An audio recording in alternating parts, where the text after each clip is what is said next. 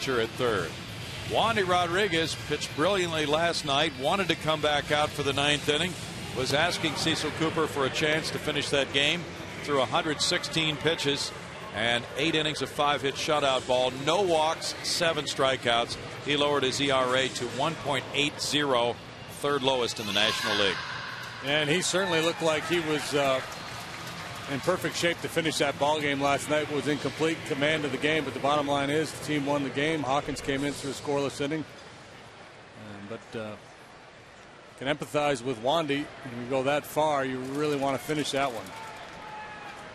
Brian Giles gets it started tonight. The right fielder leading it off. 158, 1 homer, 14 runs batted in. Last night he was 0 for 4 batting second. Sinkers, strike 1 for Brian Moeller. Giles is 6 for 16 with a homer in his career off Moeller.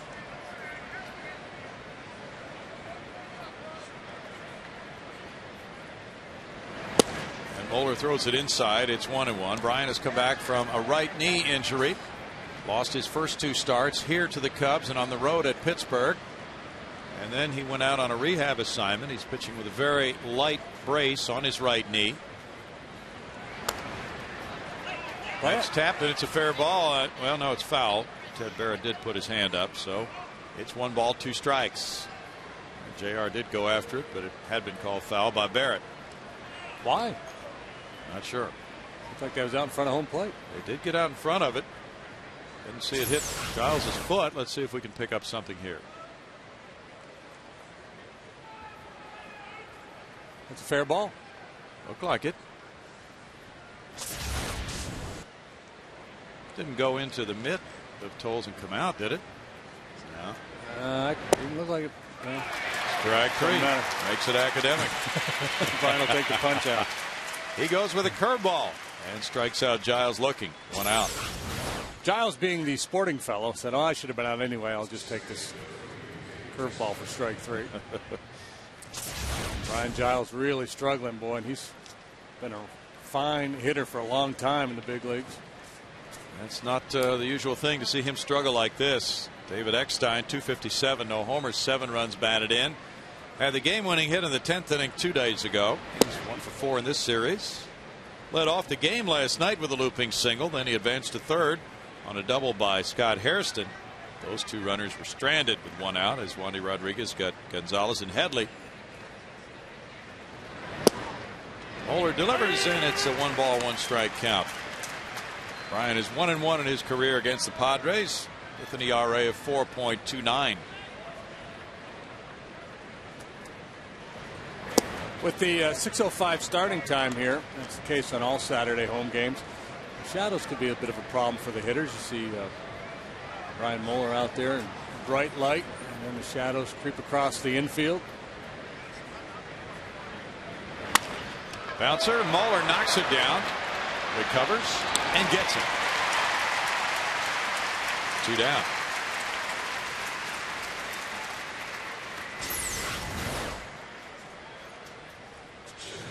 They're sharply hit, and this key here is just don't panic. Realize that ball came back to you in a hurry, so you got plenty of time. Finishes fairly square to home plate. Pretty good fielding position.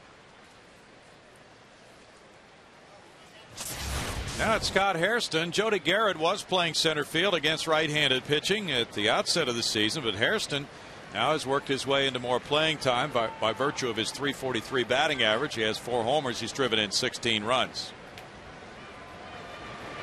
And Moeller starts him off with strike 1. Hairston has a .403 on base average, and with the Padres struggling to score runs, they are playing the hot hand here.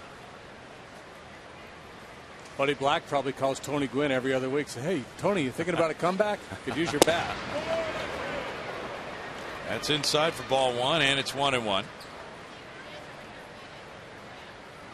Moeller said the knee problem really stems from a slide in a game last year at Cincinnati, but they decided to try to rehab it over the winter rather than surgically repair the knee, and it's quite manageable for him. 2 balls and a strike. Stamina's good, as JD mentioned. Last start was a fine one for him. 5 innings, 2 runs. He came out of the game with a 4-2 lead. And then the Astros lost it later. Bouncer third, fielded and thrown to first on one bounce by Jeff Blum, and Darren Erstad saves Blum a throwing error. Erstad has not made an error for 161 games. He saves Blum an error on that one. San Diego nothing. Houston coming up.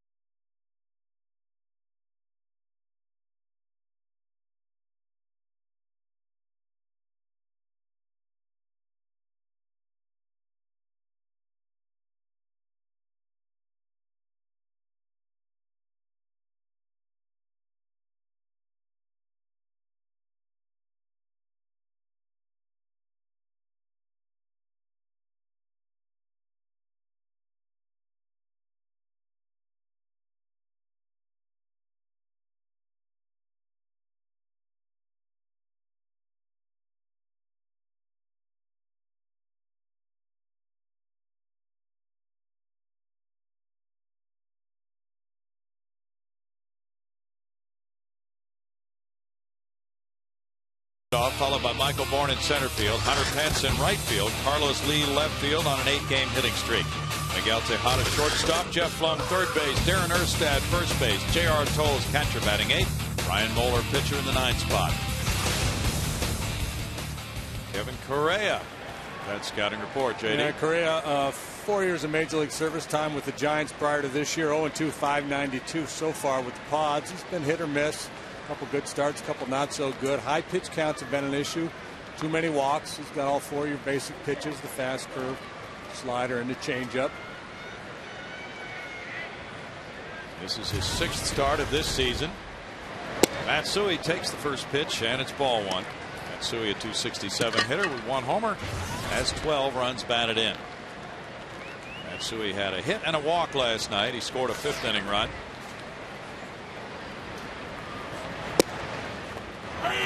1 ball, 1 strike. Had a chance to ask Caswell that question again as Bud Black watches, the Astros leadoff man. And yes, he did lead off in Japan. He was in a league where they used the designated hitter, and he was more of a free swinger in Japan than he is here. He's more patient in baseball in the United States. 1-2.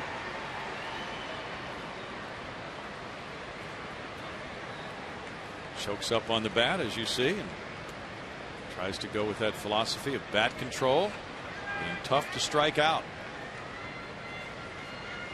Michael Bourne's on deck as Correa takes the sign from Hundley.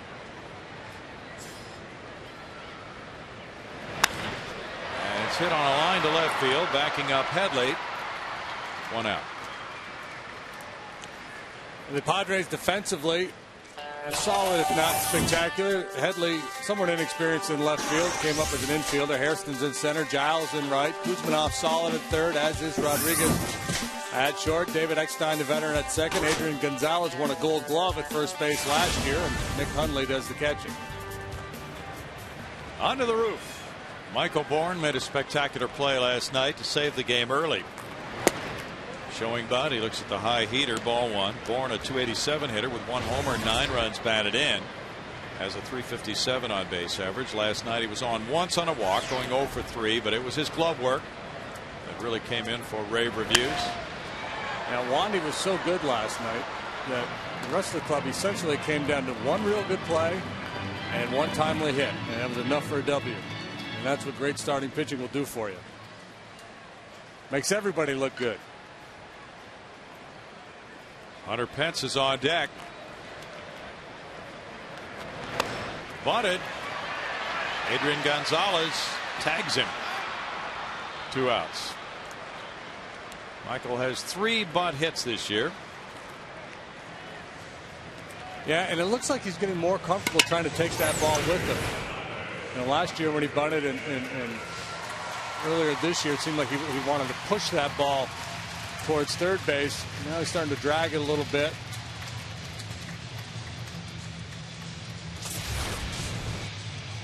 Two outs now for Correa, and it's Hunter Pence in the 3 spot. Again, Lance Berkman resting tonight with a sore left wrist. 315 for Hunter, 4 homers, 13 runs batted in. 7 for 19 during his 4-game hitting streak. And there's ball 1, and he had the only run producing hit last night. A 2-run single in the 5th to right field, going 2 for 4 in the game. He's taking that helmet off every at bat just to make sure he exposes the rally hawk.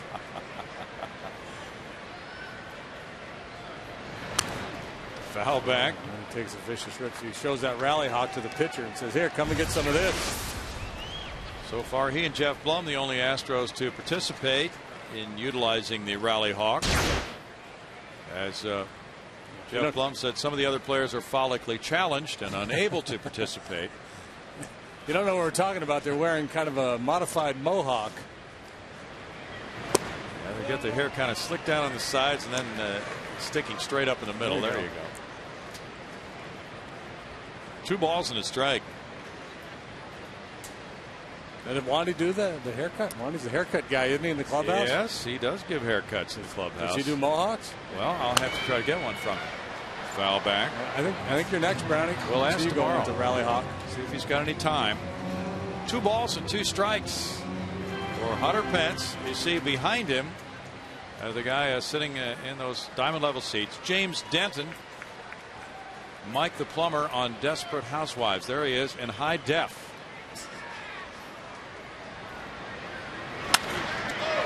Correa cuts it off, throws him out, and it's no runs, no hits, and no score after 1.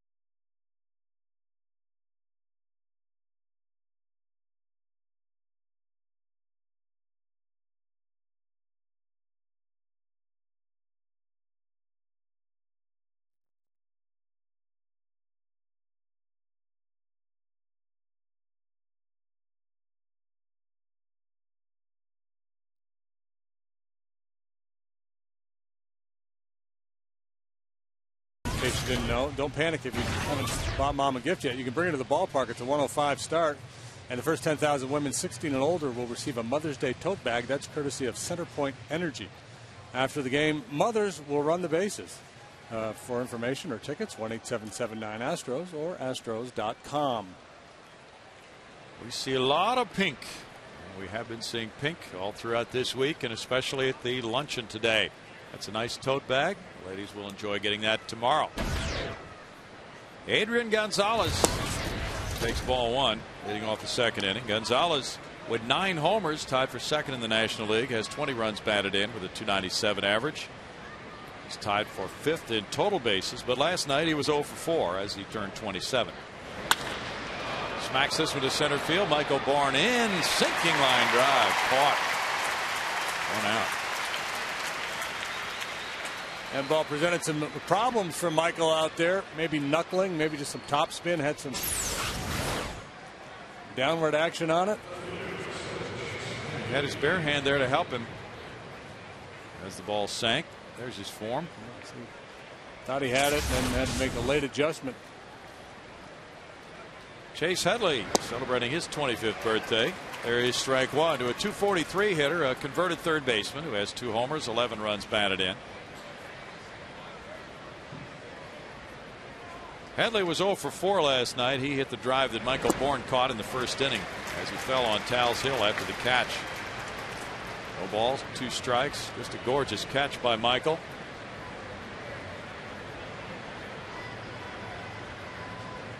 Many of the Astros players and coaches and the skipper have been at the ballpark for a while today for that charity luncheon. 27 Astros players and coaches. Several of them had their mothers and their wives at the Astros in Action Foundation's Pink in the Park fundraiser to benefit breast cancer. The event was presented by Minute Maid. Strike, and Headley is caught looking. That's a sharp Brian Moeller getting strikeout number 2. Yeah, he's throwing every pitch right where he wants to, and has good command of all of his stuff. There's some birthdays for you. Tony Gwynn turns 49 today. Candace Bergen. I don't know who that last person was. No. Kevin Kuzminoff is next. 232, 1 homer, 8 runs batted in. Ball 1 to Kuzminoff. Kuzminoff has had good power numbers the last 2 years as the Padres' third sacker.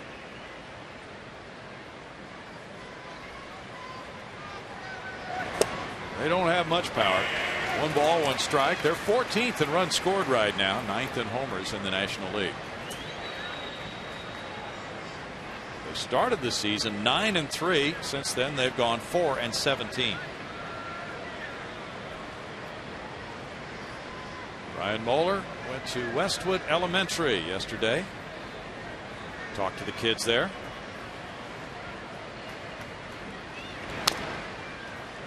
It's a part of the Fielder's Choice program sponsored by Whataburger, and the Astros had several players in the schools around this area yesterday talking about making good choices. And Brian had a lot of interesting questions from the kids. See, it was K through 3rd grade yesterday. That's always a fun bunch. It was a fun bunch. Had some good questions. He gets a swing and a miss, and he has retired 6 straight to open this game. 3 via strikeout. It's no score after 1.5.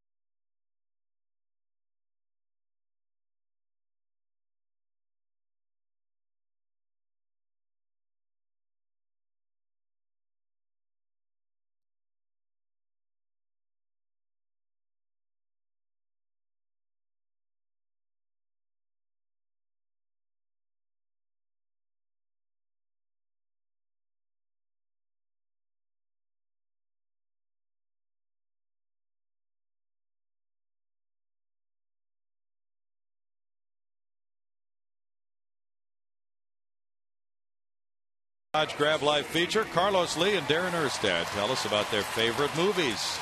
Stay tuned. That Carlos Lee bobblehead is a good-looking bobblehead. He's trying to become the first base runner in this game. He's put together an 8-game hitting streak. Sizzling with his batting average, climbing to .303 right now. Going for the high heater. Puts it in the air to center field.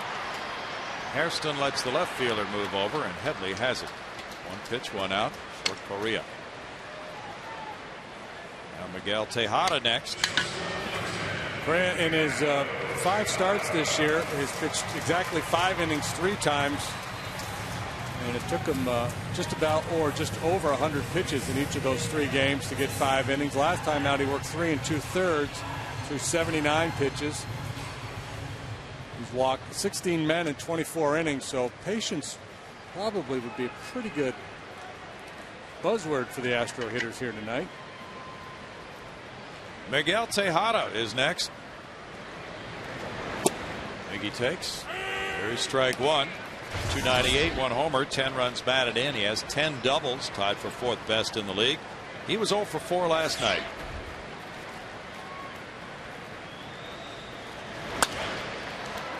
Fouls that one away, and it's 0-2 with Jeff Blum on deck. Here's the last 3 starts for Kevin Correa. Last time out in Colorado, 3 1/3, 8 hits, 3 runs. You see the walks an issue in the previous 2 starts. He had been a Giant his entire career until this year. 28 years old, a 4th-round pick of San Francisco in 2000. Punch to right field on a line, a hit in front of Giles. Tejada is the game's first base runner with a 1-out single on the 0-2 pitch. Correa grew up in San Diego. Seems like half their roster are San Diego guys. A little slide piece down and away, inside out swing.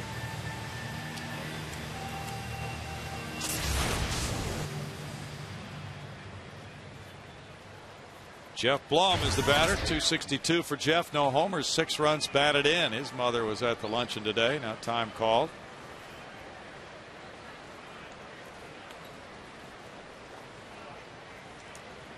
Jeff was 0 for 2 with a walk last night.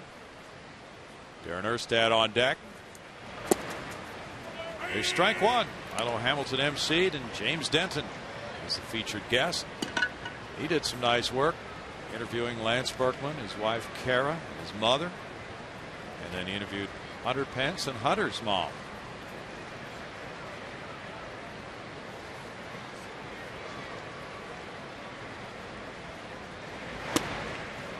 It's 1-1, and tomorrow some of the players will be wearing those pink wristbands and using the pink bats.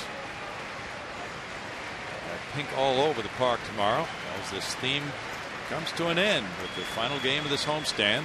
Monday, an off day for the Astros for travel to Denver. They open a road trip Tuesday night in Colorado.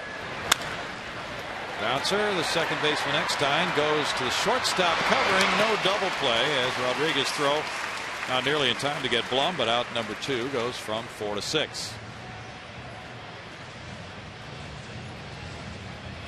Yeah, Jeff's not a real speedy guy, but this ball too slowly hit for the Padres to turn 2. Eckstein has to pivot, make a long throw to second, and Blum safely by 2 or 3 steps by the time that relay throw got there. Darren Erstad, 161, no homers, 2 runs batted in. Was the first baseman last night. Lance Berkman had been in the original lineup and he was scratched. Erstad went 0 for 3 in the game. So imagine all those moms are probably gathered in a suite somewhere watching the ball game. Probably so. Met Wesley Wright's mom. She was in from Alabama. A lot of bragging going on up there. Oh, you know it. J.R. Tolles is on deck. Little roller goes foul, and it's 1 ball, 1 strike. Somebody bid over $4,000 to come down in the field and take a little batting practice and hang out when the Astros take their BP. Lance tried 1 swing today. The sore left wrist not coming around for him. The Astros are putting him on some oral medication, and they hope that he'll be ready to go by Tuesday night at Coors Field in Colorado. Punch to shortstop. Rodriguez on to Eckstein for the force play on Blum. No runs, one hit, one left after two, no score.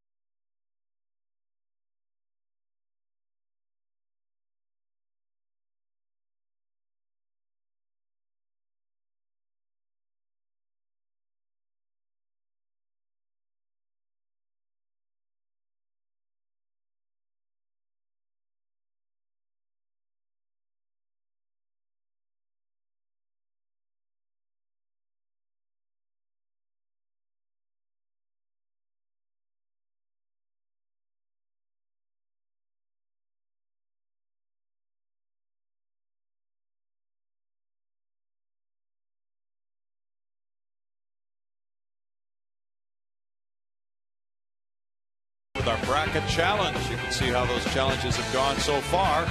And this week, your choice is the Biggio 3000 hit or the 05 wild card clincher. Go to Astros.com. Cast your vote today for that moment or that moment. We're still waiting to see on there the time the lady said no when she got proposed to in the stands. Oh, that was in Montreal. Well, that happened here once. Oh, here it did? Yeah.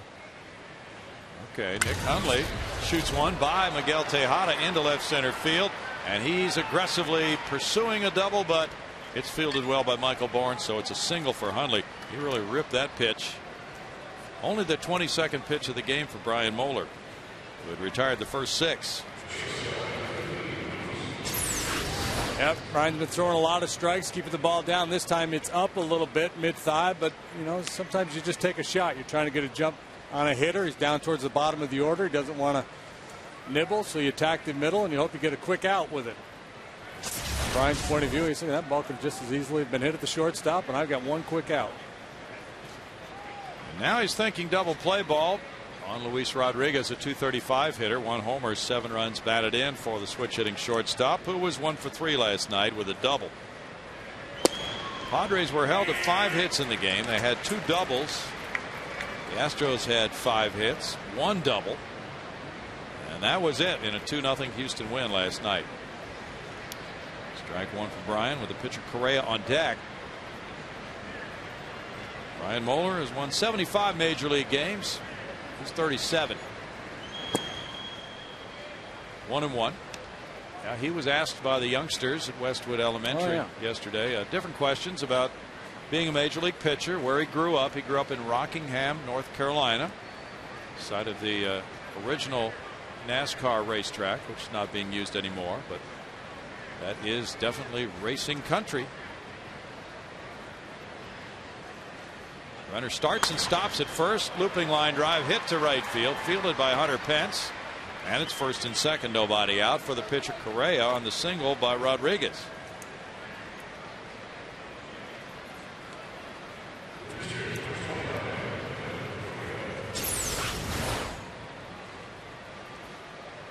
Rodriguez went down and got a pretty good pitch. Ball was down below the knees. And he's able to hook it into right field. Probably not out as far as Brian wanted it. Correa has 4 sacrifice bunts already, 1 hit and 4 at bats, and he knows how to wield that stick. But that one is bunted foul for strike 1 with Darren Erstad charging hard. Jeff Blum was hoping for a play at third base to force the lead runner Hundley.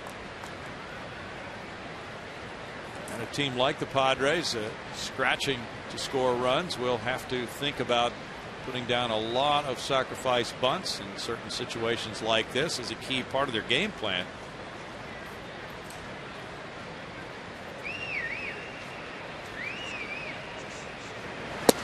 These 27 outs in a game are pretty precious, and when you have a team that really struggles to score, putting down a sack can mean the difference between winning and losing. 1 ball, 1 strike. And Giles on deck.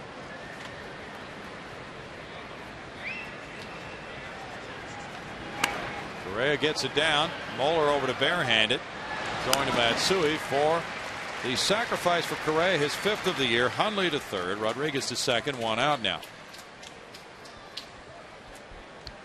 Well, Brownie Astros fans need to come out to Minute Maid Park on Wednesday, May 20th to celebrate the Astros' 10th season in their downtown home. The first 10,000 fans will receive a commemorative etched crystal Minute Maid Park courtesy of Methodist Neurological Institute. Tickets start at just $7 for adults and $1 for kids. To get those tickets, go to Astros.com today. Bill?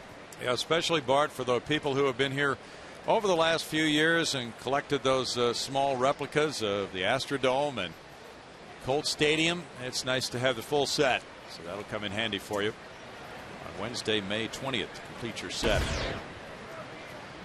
Now Brian Giles, the infielders play back except for Blum at third with runners at second and third and 1 out. Giles struck out looking to open the game.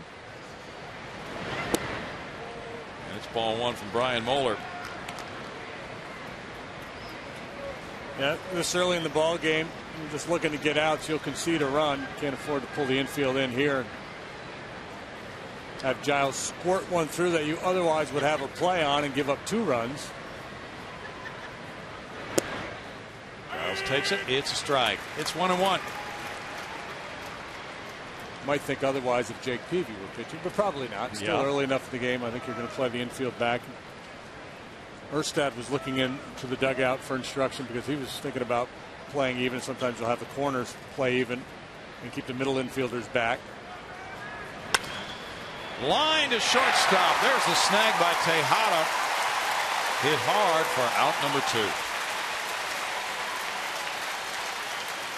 And Giles is hitting a $150 something. Is beside himself. He hit that one right on the screws. Probably thought he had 2 driven in. That's a hang with him.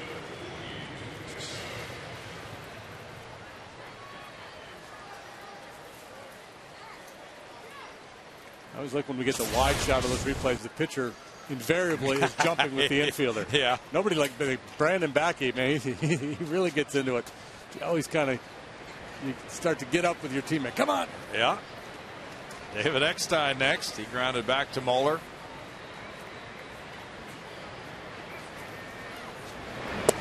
Moeller delivers, and there's strike 1.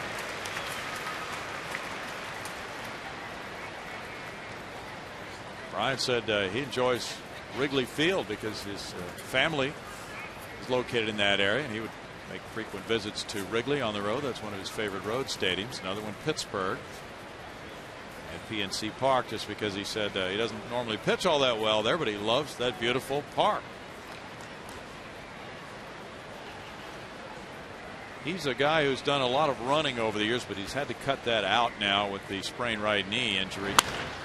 Line foul. He's doing his conditioning between starts now on a bike or an EFX type machine, a Stairmaster. No balls, 2 strikes. He's always been a conditioning addict. He hooked that one. Heads up, folks. Yeah. Way out in front.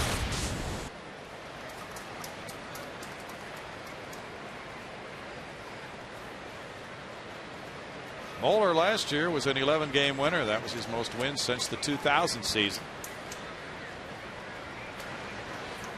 Cecil Cooper announced tonight before the game that Felipe Paulino is going back into the starting rotation and will open the road trip Tuesday night at Coors Field.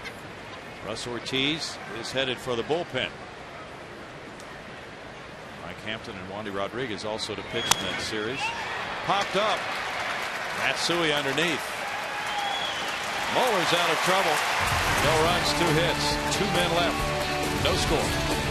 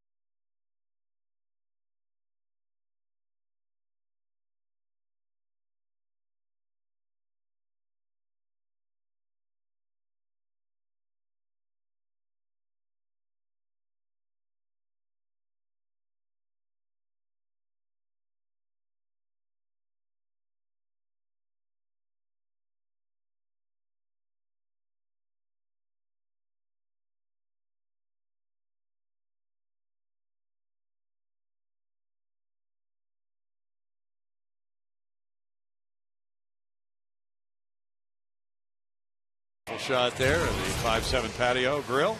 This day in Astros history is sponsored by MD Anderson, making cancer history. On this date in 1983, Phil Garner scores from second base on a ground ball while the Mets' Danny Heap argues the call of umpire Terry Tata at first base. Garner's run was the game winner in the Astros' 6-4 victory over New York.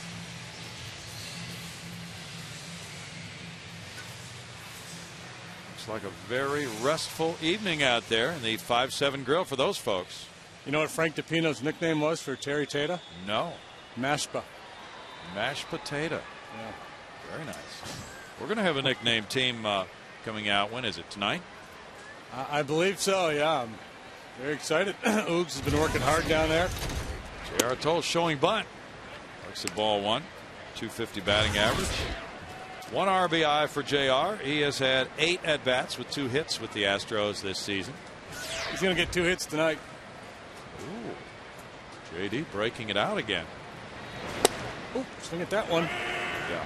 1-1. Humberto Quintero caught last night for Round Rock. Had 3 at-bats in that game, and he will continue to play for the Express through Monday. That's the plan. And rejoin the Astros Tuesday in Colorado. Things go well, and have been so far. 1 ball, 2 strikes as Tolles tries to reach for Brian Moeller. So JR probably figures his days here are numbered. You might as well go down swinging. Get your hacks in.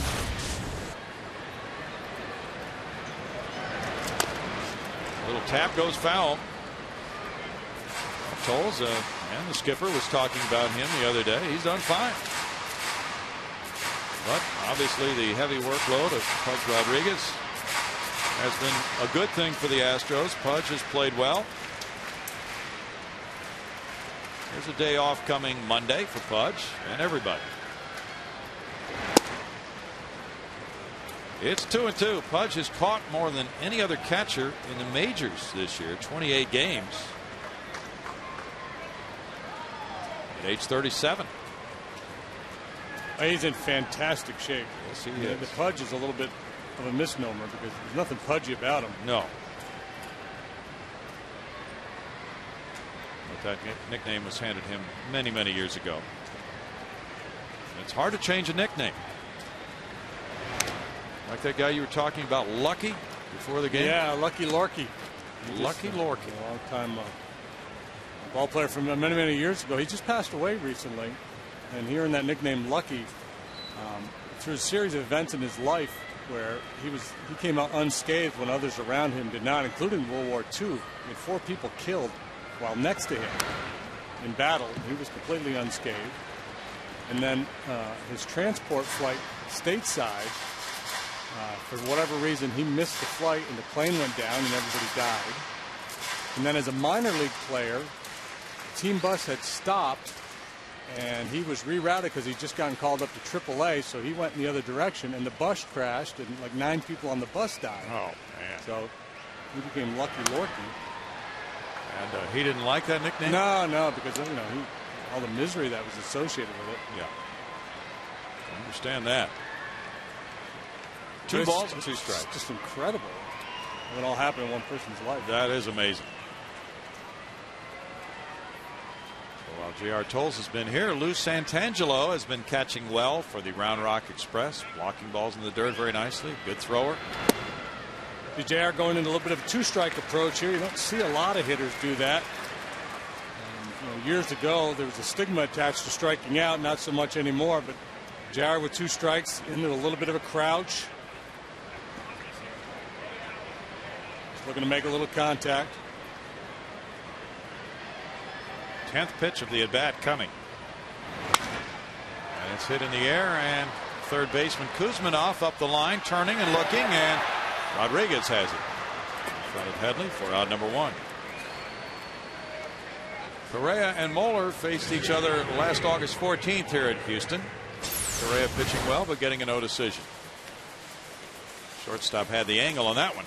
It's tough for the third baseman looking back, directly back. Yeah, that's a real hard play, especially when you're not even close to the ball.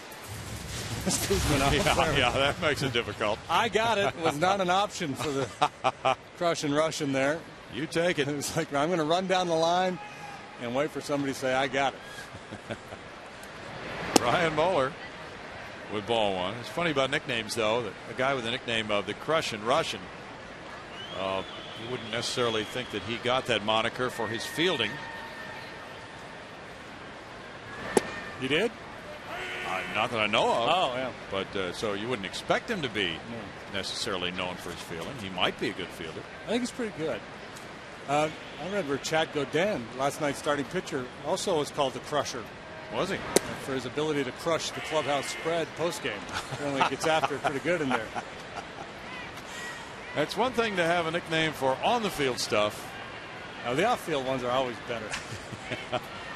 Ryan Moeller, 046. He said, yeah, I was on that list for the worst hitting pitchers. He knows, he's aware of it. And Jerry Krasnick at ESPN.com wrote a story on the worst hitting pitchers, and Mo was fortunate enough to make that club. It's an honor. It is an honor. It's taken a lot of long, hard years to make a list like that. But he was in the American League for a long time. And a strikeout there for Correa is his first of the game. So here's that pitching shakeup we talked about. Felipe Paulino moves into the rotation. Russ Ortiz goes to the bullpen. And I think a couple things at play here. One, Felipe was a lot better as a starter. If he had pitched well in relief, maybe Russ would still be in the rotation.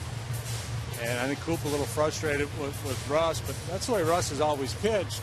But I also think it just speaks to the sense of urgency with this team starting slowly, and they're going to try to shake things up. Kazuo Matsui hit a fly ball to left field. Yeah, Coop talked about that before the game, that Paulino's been so good as a starter. And so to a certain extent, Russ Ortiz is a casualty of the club's poor start. It seems to happen every year when the team gets off to a slow start. Somebody gets demoted, either from the rotation to the bullpen or from the big leagues to AAA. And he really hasn't had that many opportunities because he's been skipped. Headley in left makes the play. And it's a 1-2-3 third inning for Correa and a scoreless game through 3.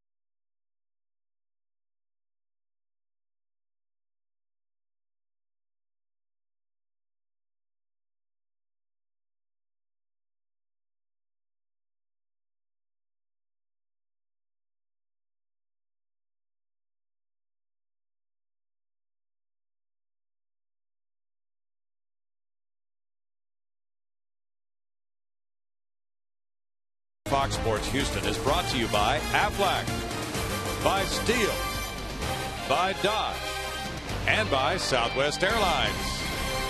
Game has moved swiftly through the first 3 innings. No score. Outside, it's very warm. Inside, 2 hits for the Padres, 1 hit for the Astros. Hundley and Rodriguez opened the 3rd inning with singles. Then Brian Moeller, after a sac bunt by Kevin Correa, got Giles on a hot line drive to shortstop and Eckstein on a pop-up. Now it's Hairston, the number 3 hitter, leading off the 4th inning. Brian Moeller was telling the school kids yesterday that as he was growing up in North Carolina, he had a paper route. There's ball 1. Rolled papers for a couple of hours in the afternoon and then delivered them in his small town. You ever have a paper route? I never had a route. I helped a buddy who had one, and I had another buddy who had a little side business. They did they were like the distributors. So on Sunday mornings, like 4 in the morning, we'd go put the papers together. You had to do your parts, put the main section into the comics and all that. Yeah. Line drive right. Hunter Pence in. 1 out. And then we'd go drop the bundles on the corners for the paper boys to deliver them. Brian has 4 kids back in the Atlanta, Georgia area. Major League Baseball and People magazine are looking for individuals who have made a difference in their community. 30 everyday All-Stars will be honored at the 2009 All-Star Game. It's in St. Louis. To nominate, go to peopleallstars.com. 1 out, and it's Gonzalez batting. There's strike 1. Adrian hit a line drive to center field in the 2nd inning. Javier Vasquez was the winner for the Atlanta Braves today over the Philadelphia Phillies, 6-2 in Philadelphia. 1 ball, 1 strike. Fielder's Choice program in the schools is a very good one. The kids get to ask ball players about things that happened in their youth, how they got to be where they are today, and the choices that they made, things of that nature, bad choices that they made. And of course the kids realize that from those bad choices sometimes stem a boatload of problems. So that's what's facing them as they're getting ready for the summer months. A lot of choices. 1 ball and 2 strikes. Yeah, and I've been on a number of those over the years, and Lance Berkman is absolutely the best I've ever seen. He's good. He just takes charge of the room, and he's really good. Brian Moeller was very good yesterday. I'm sure the other guys were too. Wesley Wright, Chris Sampson.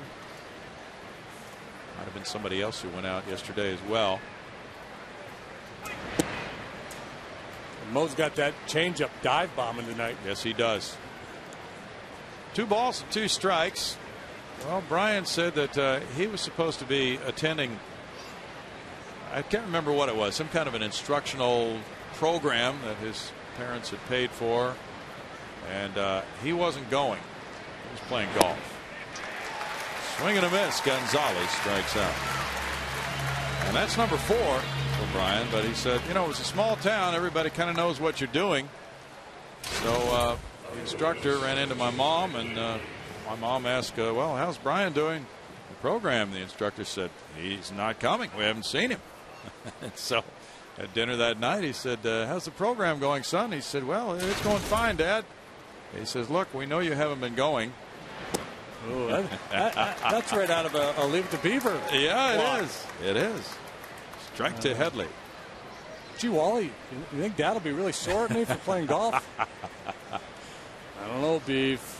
Probably shouldn't have gone to the golf course. That was the end of the golf, at least on those days. 1 ball and 1 strike. But gee, Wally, I got a new driver and I hit it 280 yards. Yeah. Right down the middle. It's never wrong to choose golf. You're absolved, Brian.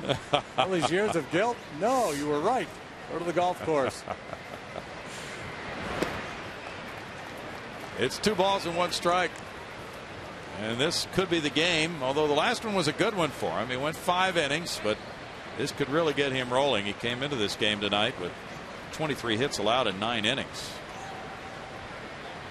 His knee was just not right in those first 2 starts. Needed some rehab time in the minors. Ground ball. Matsui to his right. Takes care of out number 3. And in the middle of the 4th inning, there is no score.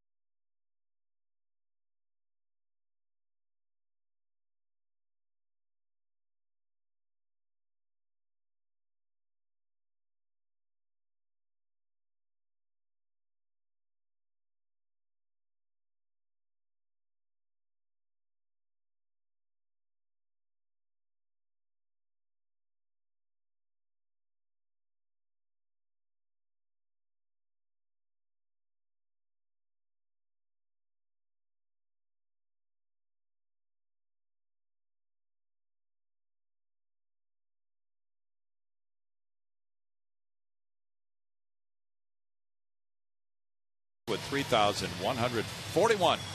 Who's number 2? Would it be Dave Winfield? That would be a pretty solid guess. Phil Boudreau is shaking his head no. Michael Bourne bunted, and he was put out by Gonzalez, the first baseman, on that bunt. There is strike 1 from Correa. How long was Steve Finley a Padre? Not sure. I'm thinking of other long-time Padres. They've been around since 1969. Nate Colbert. Yeah, he had a bunch of home runs. Don't know about hits. I know who it wasn't.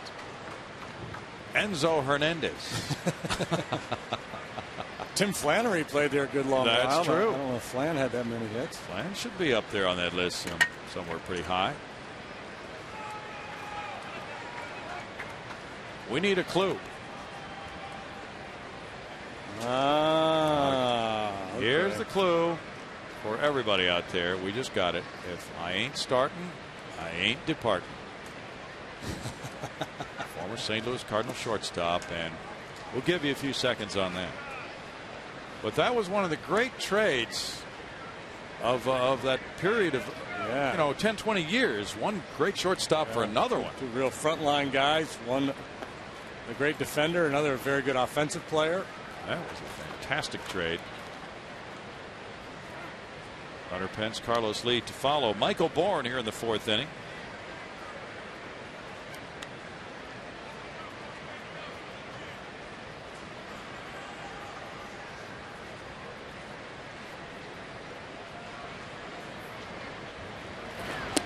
Correa misses outside with the off-speed pitch, and it's 2-2. The Padres have had to make a couple of changes in their original starting rotation. Walter Silva, who was their number 3 starter, is on the disabled list. And so is Sean Hill, who was their number 5 starter. In the dirt, and it's 3-2. Padres brought 33 pitchers to spring training, but yet they had to go outside the organization to fill half the spots on their 12-man opening day staff. Correa, one of those, who went to camp as a non-roster invitee. Bourne draws the leadoff walk. Aflac answer, Gary Templeton. Number 2 on the Padres all-time hits list. Ooh, we had one more than Dave Winfield. How about that? Good question. We could have been here for about 4 years, and I don't think I would have gotten that. Bonus trivia from Phil Boudreau. Ozzie Smith finished #2 in rookie voting. Who won it that year when he was a rookie? Wow, what year was it? Don't know. Hunter Pence grounded back to the pitcher, who throws over to first. Now Michael might want to run here. He is 8 for 10 this season in stealing bases. Hundley threw out Jeff Blum last night when the batter struck out, and Hundley's thrown out 1 of 24 this year. 1977 was that year. Maybe it was Gary Temple. Yeah, he threw out Blummer last night, but with apologies to Blummer, Jeff is dial-up and Michael Bourne is high speed. A little difference in the program there. When Blummer's running down the line,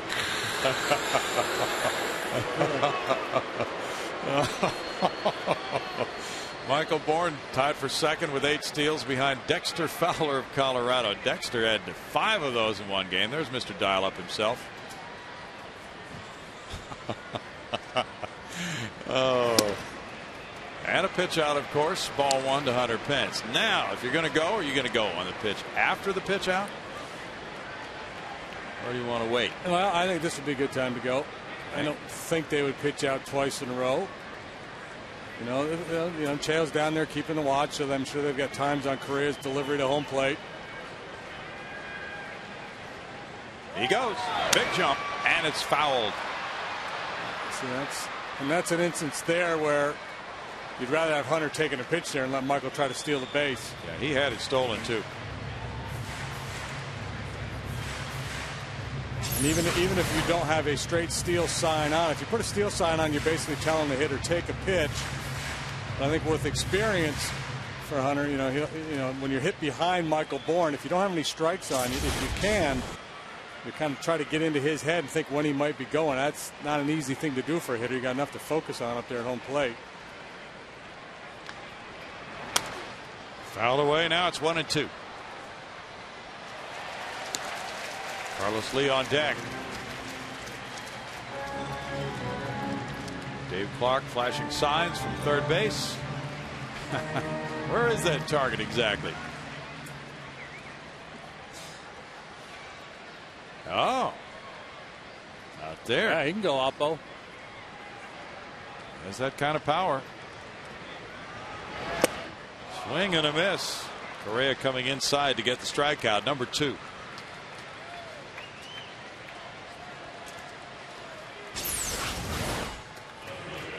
I was able to punch him out, and I don't know if he threw a strike in the zone in that at bat. The answer to our bonus trivia question about Rookie of the Year in '77, yeah. Bob Horner. Carlos Lee hit the first pitch in the air to left field in the second inning. Bourne attracts a throw. Correa's kind of a funky stance out there in the set position, almost like he's leaning backwards. Like he'd get kind of caught back on his heels. Watch as he comes set. Upper body kind of tilts backwards. Yes, it does. Hadn't noticed that. There's ball 1. 1-0 with Miguel Tejada on deck. Now the Padres have a lot of new names on their club this year, especially in their bullpen.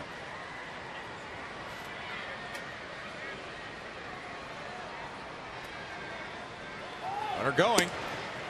The throw is a good one and gets it. Hundley with a laser shot to second on the tag by Eckstein. Makes it a caught stealing from 2 to 4. And Hundley, who as Brownie mentions, had some struggles throwing. Again, it's a short lead for Michael and a perfect throw from Hundley. Right on the money. And with a little stare down at the end too. That's Hundley looking at him. Yeah, I got you.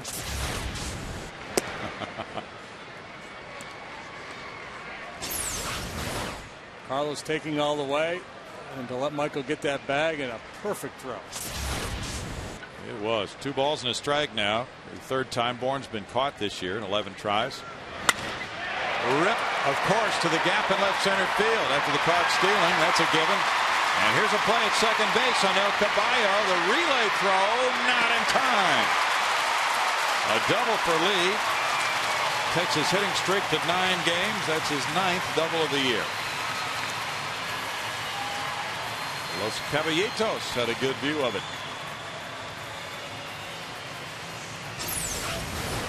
That's kind of ironic because in all likelihood Michael Bourne scores from first base on this shot off the bat of Carlos Lee. Padres do not have good arms in their outfield, especially in Giles in right and Hairston in center. Yeah, that throw had to be relayed from Hairston by Rodriguez to Eckstein. Miguel Tejada gets a 2-out RBI opportunity. He singled to right in the second inning. Jeff Blum on deck. And it's ball 1. Dodgers are back on the winning track. Eric Stultz threw a 4-hitter at San Francisco, and the Dodgers winning now without Manny Ramirez. Made it an 8-0 victory today to go to 22-10. They beat Jonathan Sanchez.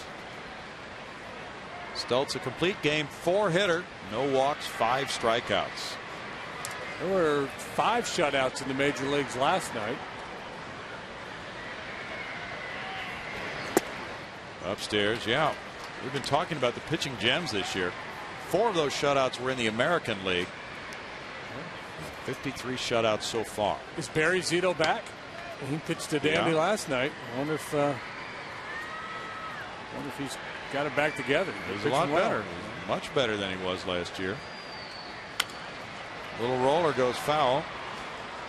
It's kind of interesting when you consider Barry Zito's resume and what he's accomplished at the major league level. People talked about the Giants this year and their pitching, and he was kind of an afterthought. You know, he's talking about Lincecum and Kane, and what can the big unit do for them? You didn't hear people really talking much about Barry Zito. He returns to form, to his All-Star days form. Look out for the Giants. Yeah. Well, those 4 shutouts in the American League last night ties the most on one day in the era of the DH, which began in '73. In the American League. 3-1. And 3 of those in the American League were complete game shutouts. That's the first time since '96 there have been 3 complete game shutouts on one day in the AL. And that day, that year, it was Kevin Appier, Flash Gordon, and Rich Robertson. Rich Robertson. Yeah, I was trying to remember him myself. I think he was a lefty with the Twins. Foul back.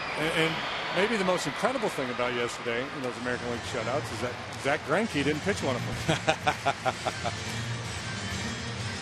CC Sabathia did pitch one of them. And that snapped a streak of 414 games by the Yankees without a shutout. The longest in their club history without a complete game shutout. 3 balls, 2 strikes. Whoa! Great catch by Hundley. He came out of that crouch, sprang up in the air like a frog, and snatched it about a foot above head high. Let's see this. The control has been an issue for Correa. You normally don't talk about a catcher's range in receiving the ball, but that was pretty impressive there. Wow. Yeah, he buzzed the tower of Miggy. See, and that's a little unsettling for a hitter too, because it's one thing if you know a guy's trying to come inside and push you off the plate, but when you know the situation dictates the guy's just trying to make a pitch, trying to throw a strike, and he misses by that much, that's a little unsettling for the hitter. That's when everybody goes, this guy's got no idea where it's going. And the term effectively wild creeps into the vernacular. Yeah, so the next hitter might be looser than melted butter. Jeff Blum steps up. He bounced into a forced play in the second inning. Runners at first and second, 2 outs. Saturday night crowd hoping the Astros can come through with a big hit the way Hunter Pence did last night with a 2-run single in the 5th inning. Give Brian Moeller something. There is ball 1. It was weird coming into this 3-game series before last night's game. 29 starts by the 6 starting pitchers in this series. Only 3 wins, all by Wandy Rodriguez. And popped up. Left fielder coming over, and Hadley makes the catch to win the Astros 4th. No runs a hit, 2 men stranded after 4, 0-0.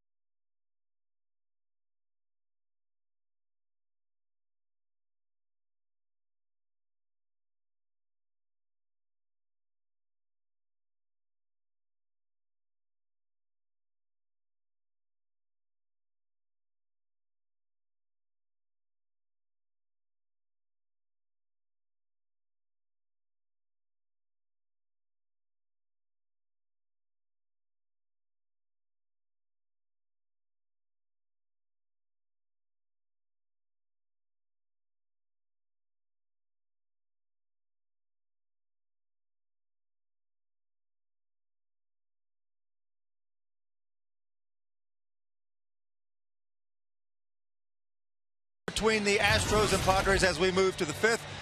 All week long, the theme for this homestand has been Pink in the Park, with the Astros trying to raise awareness and funds for breast cancer research. Had their big brunch and bazaar today, and the special guest was James Denton of Desperate Housewives fame. Good to see you again. Well, it's nice to be here. We had a good day today. I think we raised some good money for the Methodist Cancer Center and Susan Komen Foundation. That's what it was all about.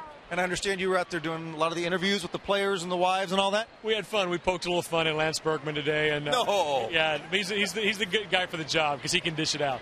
And Hunter Pence and his mom and the players' moms were there, and it was a nice event. Able to raise some money for the cause? Yeah, we hope so. We auctioned off a lot of things. The players were nice enough to hang around. I got to have lunch with Pudge Rodriguez, future Hall of Famer. So it's pretty good day for me. Yeah. And then you threw out the first pitch. Yeah, no pressure there, huh? Cecil Cooper caught it for me. I almost threw it by him, but luckily he still had enough to get up and catch it, so it was nice of him. Well, it's great to have you back in Houston. Thanks for taking part today. Hey, anytime I can get here, it's a great park. Brownie, back up to you. He had a funny line, too, when he was introducing Lance Berkman. He said, well, it's my pleasure to introduce a sweet swinging first baseman with plenty of power, a great glove, but I can't see Adrian Gonzalez out there. So we'll have to settle for the Puma, huh? Fly ball center, Michael Bourne back. 1 out. All in good fun. You know, Lance will fire back. Oh, he will. Nick Hundley comes up now. Hundley opened the 3rd inning with a single to left center. Hit it sharply to the left of Tejada. Advanced as far as 3rd, but then Moeller got Giles and Eckstein. And similar to the pattern Wandy Rodriguez set last night, he had runners at 2nd and 3rd in the 1st inning with 1 out. And the same thing in the 2nd. 2nd and 3rd, 1 out. Got those next 2 hitters. There's ball 1. What a night for Wandy Rodriguez. And what a great start for him. What is he ERA now? 180? Something like that? 180. 3rd best in the league. And we thought we might have been jinxing him when we talked about the fact that he has not given up a home run, but he did not give up a run period last night. Now he hasn't allowed a homer in his last 14 starts, covering 79 innings since August 10th of last year at Cincinnati. It's the 2nd longest among all major league pitchers currently, and it's the longest in the National League. 79 innings without a homer. Popped up foul. Jeff Blum over. It's pretty good recipe for success. If you don't walk people and you keep the ball in the ballpark, you're going to win a lot of games. Our league leaders are brought to you by your Texas Ford dealers. Major League Baseball's ERA leaders among starters are Zach Greinke, 0.40. Johan Santana, 0.91. Johnny Cueto's down to 1.59. Then Wandy and Dan Herron.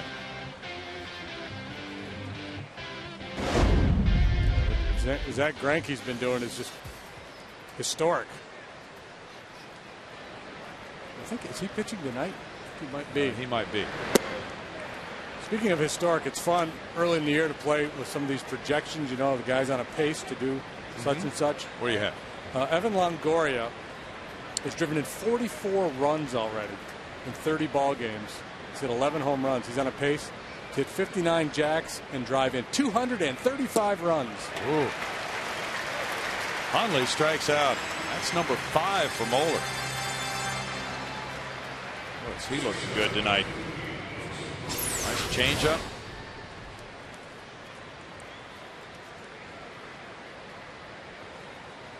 Yeah, he's throwing his fastball and his changeup to similar locations. He's getting good movement on both. The changeup's got real good action. Now Luis Rodriguez bats. It is again. Yes, it is. And the Padre hitters not very patient, you know, and again that goes back to the tone you set earlier. The first couple innings you attack the strike zone and establish that you're going to throw strikes. Then the hitters later on in the game will expand. They'll go up there looking for something in the zone early, and they'll hack, and you can get them out with pitches out of the zone. Roll to first base, a 2-hopper. Darren Erstad has it. And that is 9 straight retired by Moeller and the Astros in a scoreless game after 4.5.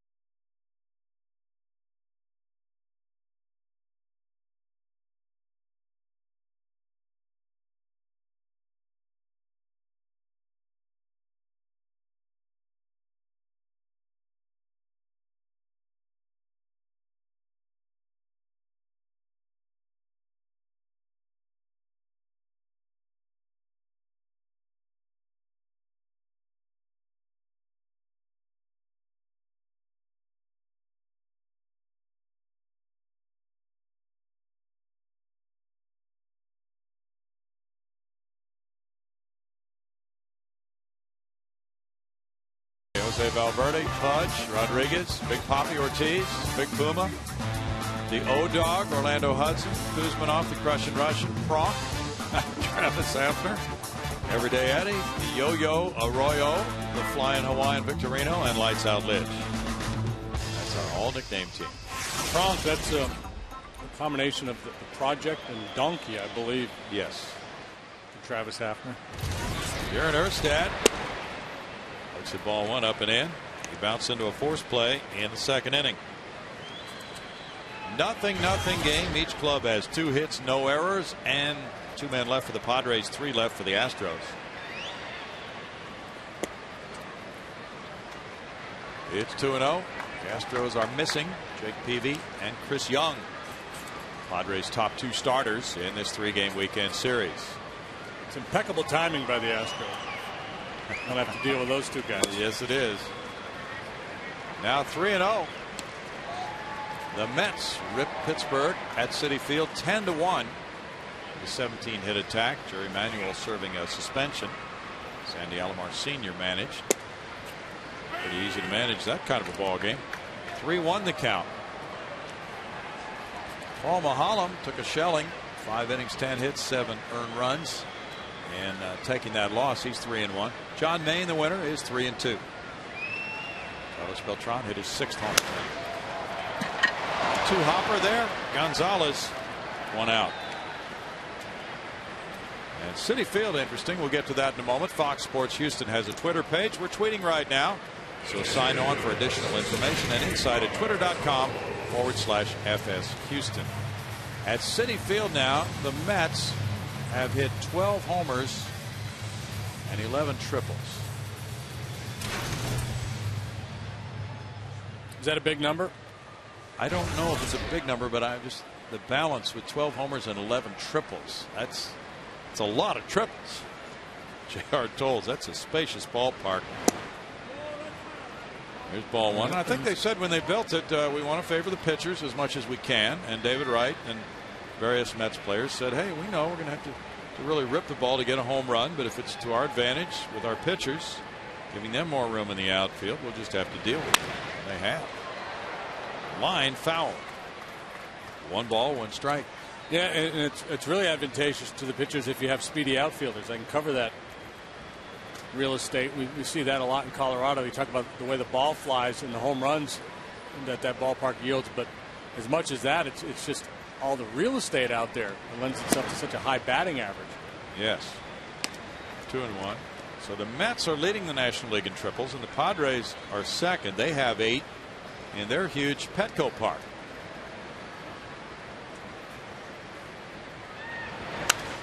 Well, it's the most exciting play in baseball. I'd rather watch a triple than a home run. Yeah. Yeah, there's the base runner dashing around. A lot of times there's a close play. There's not that many easy triples. Johnny Damon is the active triples leader with 93. Then it's Jimmy Rollins, Carl Crawford, Christian Guzman, and Jose Reyes. Fastball, strikeout. Number 3 for Correa. Now it's Brian Moeller. My JR prediction is not looking too good right now. He was looking for something soft there and just a little late getting started on the fastball. It's only the 5th inning. Moeller struck out on a high heater in the 3rd. The Mets now have won 6 in a row, and they have moved ahead of the Phillies in the 1st place in the NL East. Might have been a cross-up on that pitch, the way it was caught by Hundley. Yeah, or that he's starting to throw a split finger pitch, and sometimes that ball will kind of squirt out of your hand and almost act like a knuckleball. It may have been just an odd acting splitter. 1 ball, 1 strike. Moeller has thrown just 56 pitches through 5. Correa has needed 73 so far.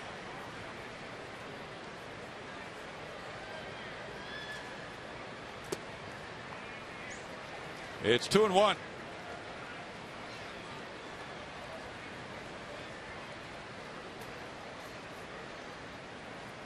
Florida got a run in the 1st at Colorado. Now the Rockies are batting in the bottom half against Josh Johnson.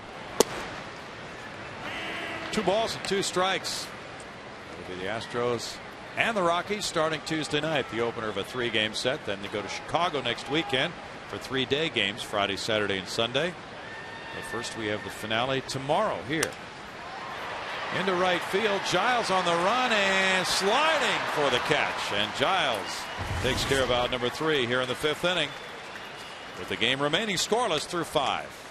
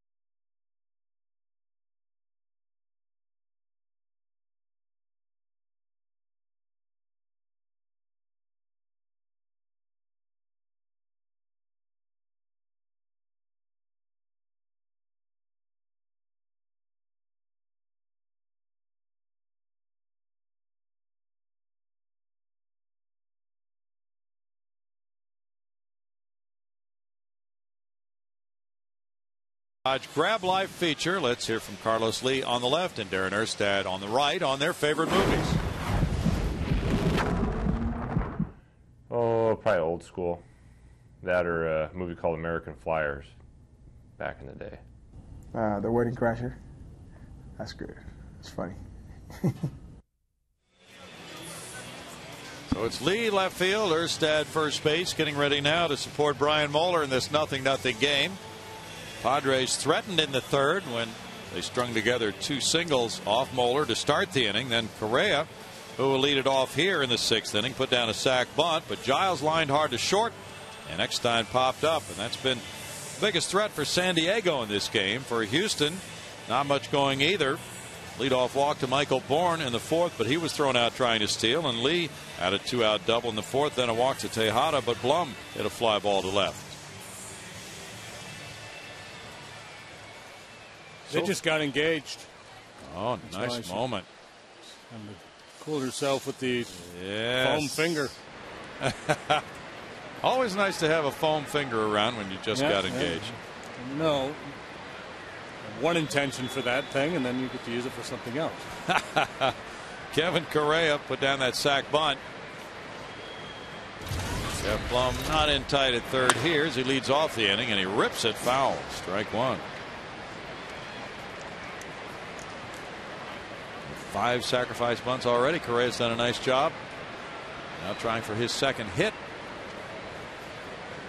In this series, the Astros have thrown 173 pitches and gotten 42 outs. In the Cubs series, it took them 316 pitches to get 54 outs. Much better efficiency. 1 ball and 1 strike. Cubs have a lot better team than the Padres do. Yeah. They take more walks. The Cubs took another hit today, though. Aramis Ramirez going on the disabled list. Yeah, dislocated shoulder. That looked bad. And they've scheduled tests on Derek Lee's neck, so they still have some issues with Big D Lee as well. Ugly finder. Foul ball. It's 2 balls, 2 strikes to Correa. Blue Jays beat the A's 6-4. Toronto's now 21-12. Ryan Talbot got the win. He's 2-1 with a 4.95 ERA. Lyle Overbay hit his 5th home run. And Sean Gallagher was the losing pitcher with Jason Giambi hitting a couple of long balls. And tight, and it's 3-2 now for Brian Moeller, who has not walked anybody and doesn't want to walk this man. And that pitch actually looked like it was a pretty good pitch. Shooting right for the middle of the plate here. Liner over shortstop into left center. Looks like extra bases here. Rolls all the way to the wall. And here's the run by Correa around second and holding there with a leadoff double. And he laced that 3-2 pitch after Moeller had his first 3-ball count of the night. Best at bat of the night for the Padres.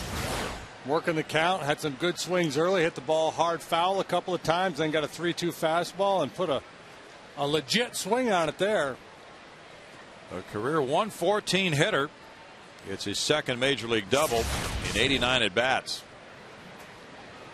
And now it's Brian Giles 0 for 2. A strikeout looking and a liner to short.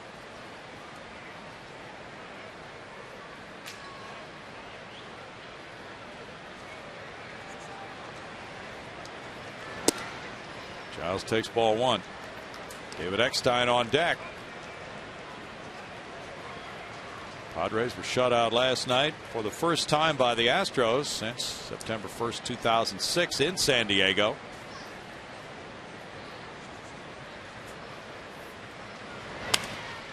Fouled away. It was the first time they had been shut out here at Minute Maid Park since August 29th of 2002.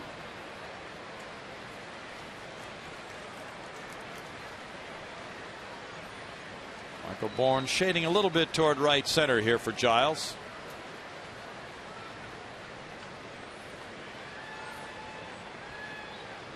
Scott Kazmir and Tampa Bay beat Boston 14-5. Good stop by J.R. Tolles. 2-1 the count. Cut fastball moving down and in on Giles.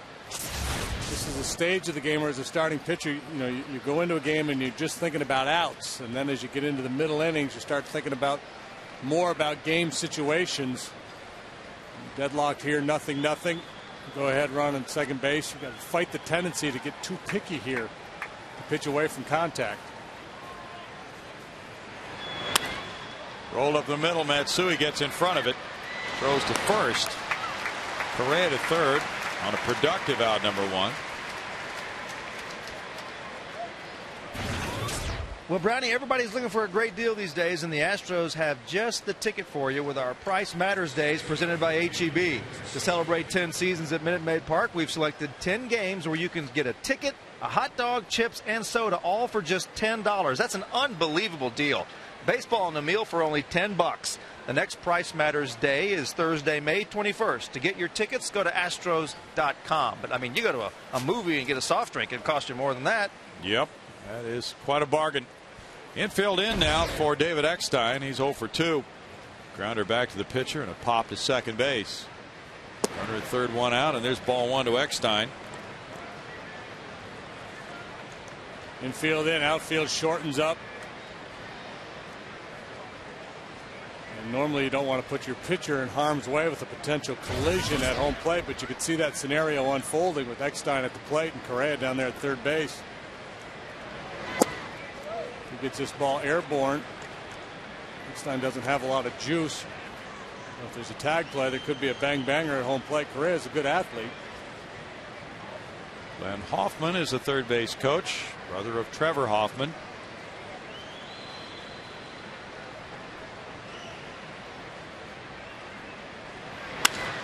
Line to left center field. That'll make it 1-0 Padres. Extra bases. Eckstein heading for second. And he picks up the second double of the inning for the Padres. His 9th two-base hit of the year. It's RBI number 8. And Correa scores to give himself a 1-0 lead.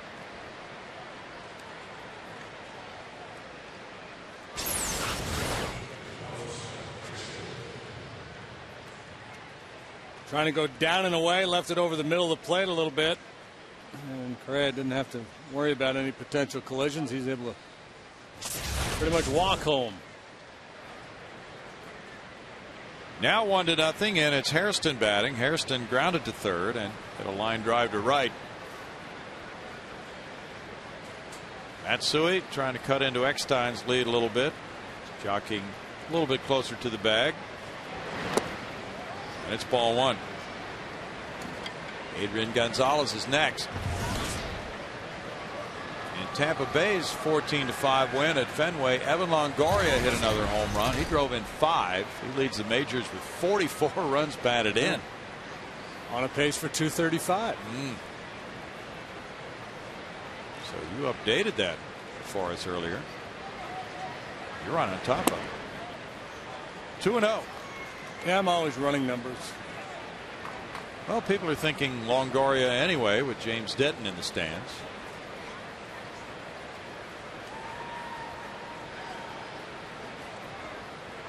Yeah, they're not related though, are they? No. It's amazing though. He's Evan, she's A. Good looking pitch there, makes it 2-1. Well,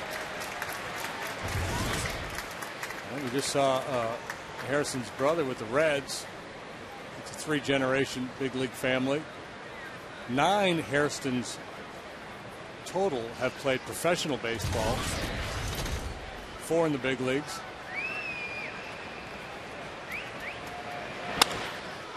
Ground ball single into right, charged by Hunter Pence. Stop sign at third, and the throw sails to J.R. Tolles. And the Hairston hit, the 3rd hit of the inning.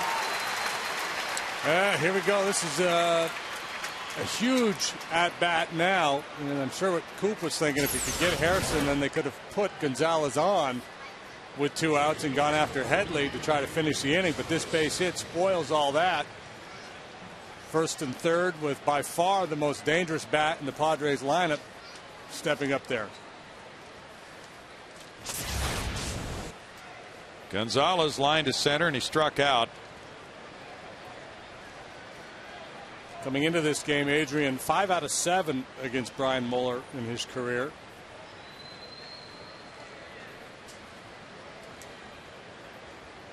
Tejada and Matsui set up to turn a pair. Headley's on deck. And there's strike one to Gonzalez.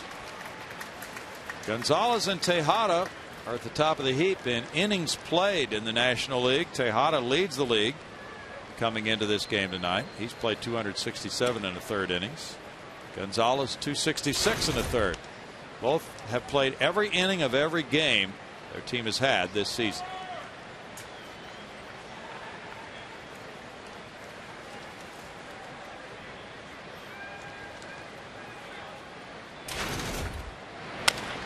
Little tap back to the mound. Moeller to Tejada.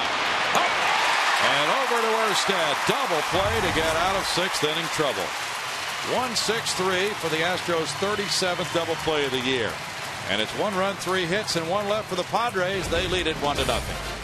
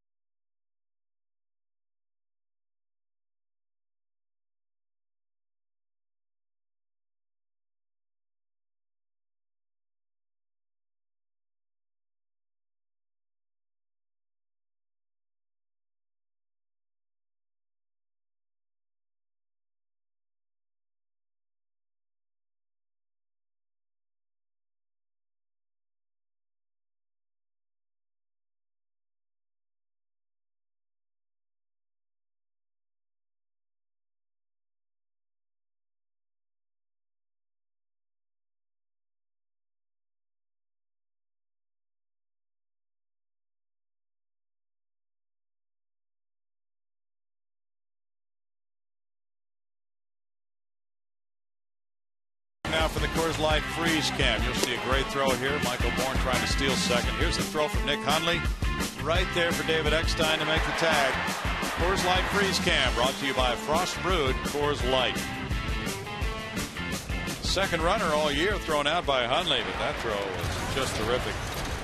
Kazuo Matsui has hit 2 fly balls to left field. 1-0 Padres now for Correa. He delivers strike one, searching for his first win of the season. Correa with 14 major league wins has 24 losses in his career. .467 career ERA. Gets the strike there on a foul tip, and now he's ahead 0-2 in the count. Padres starting pitchers have won 5 games this year. Astros starters have won 6. And the curve works for strike 3. Hundley with the throw to Gonzalez. Strikeout number 4. Well, Brian Moeller usually doesn't show a lot of emotion on the mound, but boy, he was pumped up after that double play to end the inning. That was huge. Now Correa comes back out and starts his 6th inning with a good hook to finish off Kazuo.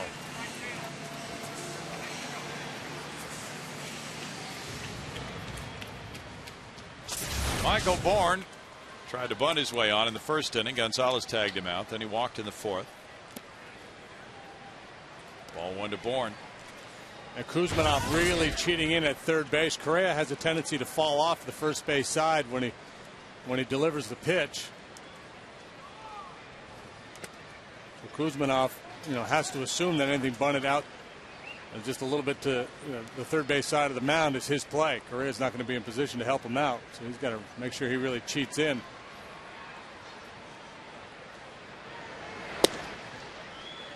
Now it's 2-1. Correa's best start in terms of numbers this year. 5 innings, 2 earned runs allowed in a loss at New York, April 15th.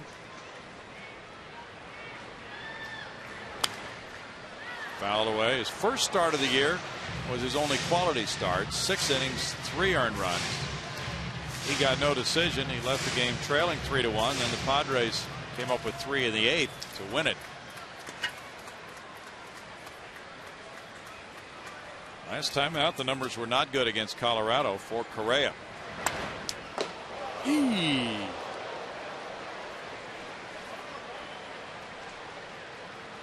Fire in the hole, boys.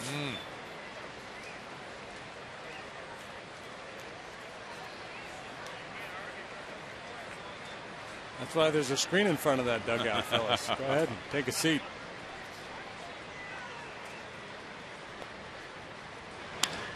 Bourne to left field. A single for Michael. With 1 out here in the 6th inning, the Astros get hit number 3 of the night. Well, when a shooter in basketball misses a good shooter, the coach will tell him, don't stop shooting, keep shooting. Same thing applies for a base stealer. Just because you got caught once doesn't mean you shut it down.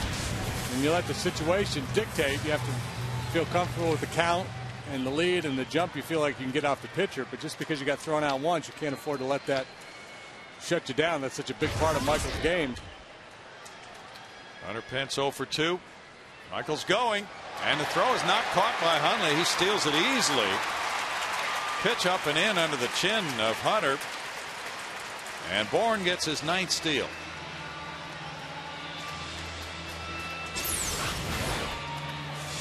And Correa trying to hasten his delivery, airmails the pitch to home, and watch Hundley. He knows Michael's going, so he tries to come out of his crouch quickly and is not in real good position to catch that up and in fastball. Now that steal, Bourne's 9th of the year, was a train wreck for the Padres. Now runner in scoring position with 1 out and a 1-0 count on Hunter.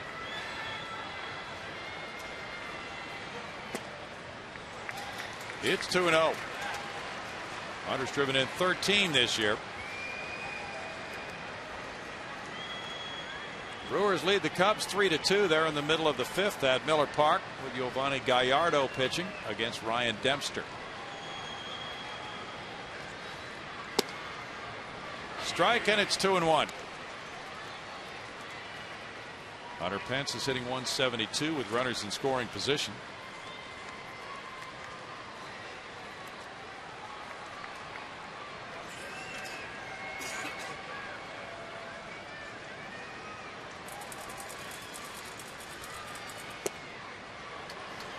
It's 2-2. And last night, Hunter, the offensive hero, with that little swing of the bat there, just a defensive swing on a 2-strike slider that was down, and able to drop the head on it, push it through the right side, and that's all Wandy needed.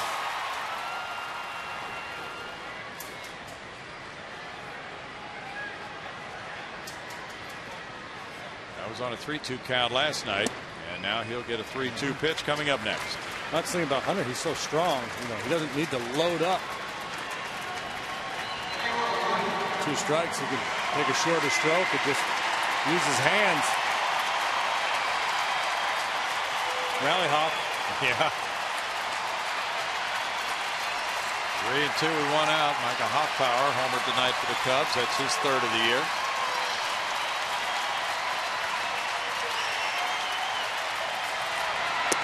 And ball 4. 2 men on for Carlos Lee. That's the 3rd walk for Correa. He's thrown 91 pitches. And I think 2 of the real positives in the early going this year is Michael Bourne and his approach, and Hunter at the plate. Just being more patient, not trying to do too much. Doesn't get a pitch to hit, go ahead and take the walk. Carlos Lee doubled in the 4th. He's 1 for 2. Put the ball in the air both times. Strike to Carlos. A .318 career hitter against the Padres with 8 homers, 22 driven in. Los Caballitos ready to ride. Strike makes it 0-2. Correa really clipping the corner with that one.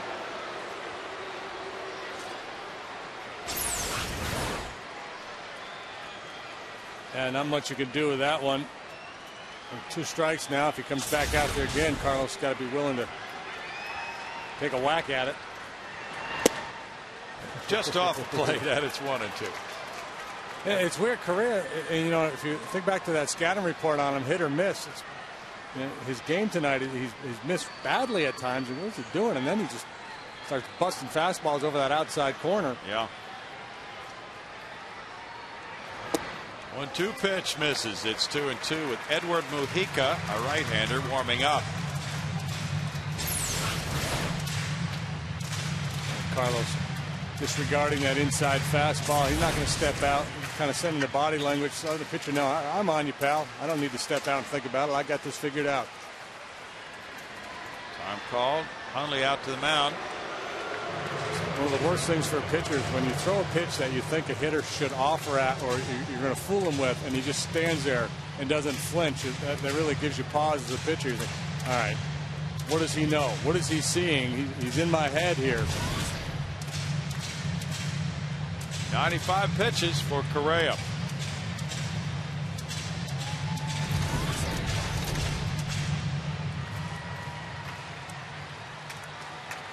Former starting pitcher Bud Black, the skipper, watching.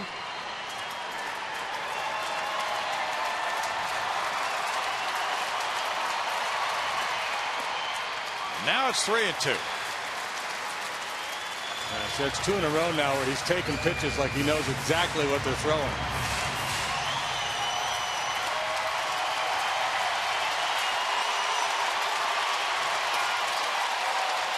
Runners go, line drive center field, and that's a hit in front of Harrison to tie the game. Michael Bourne scoring on the RBI single by Lee, and it's 1-1. Hunter Pence went first to third as the runners were moving on the pitch, and Lee got his second hit of the night, 21st RBI of the year. That's 3 real good at-bats in a row. Well, the hitting coach was watching last night. My hunch is he's watching again tonight. There you go, Sean. That's a pretty good approach by your hitters. Bourne single, Pence works a walk. Carlos with a lengthy at bat after falling behind. RBI single. Using the big part of the yard. Bourne stolen base, a part of the inning, and they love the result out there. Darren Balsley, the pitching coach, out to try to prevent further happenings here like that. In the 6th inning, the Astros have a run on 4 hits. J.O. Cruz talking it over at first. Miggy Tejada has not made it out tonight. He singled to right and walked.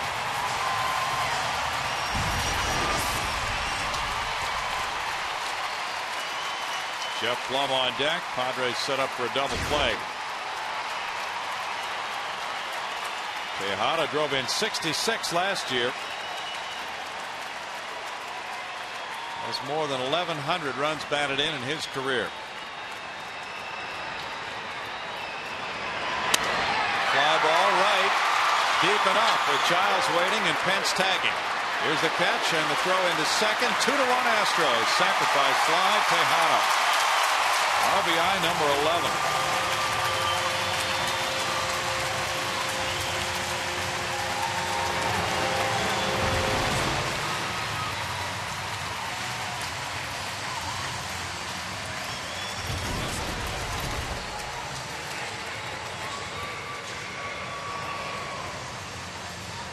Now Jeff Blum, he's 0 for 2. You know, we talk a lot about good at-bats, and the tendency to say is after a lengthy at-bat. If a guy's fouled off some pitches and laid off some borderline pitches, but sometimes it just takes one. Get something you can handle, you get the job done. Yeah, he liked that pitch early, and he lifted it. That's what he was looking to do, apparently. There's ball 1. And in a sac fly situation like that, the last thing you want to do is roll over and hit a ground ball, so you're thinking about middle, other way. Kind of his game anyway. It was a no-doubter. He drove it deep enough. And 2-0. And on the pitch on which Bourne and Pence were running, Pence went first to third on Lee's single, and that made it a whole lot easier for Tejada to get that runner home from third with one out of the inning and from second.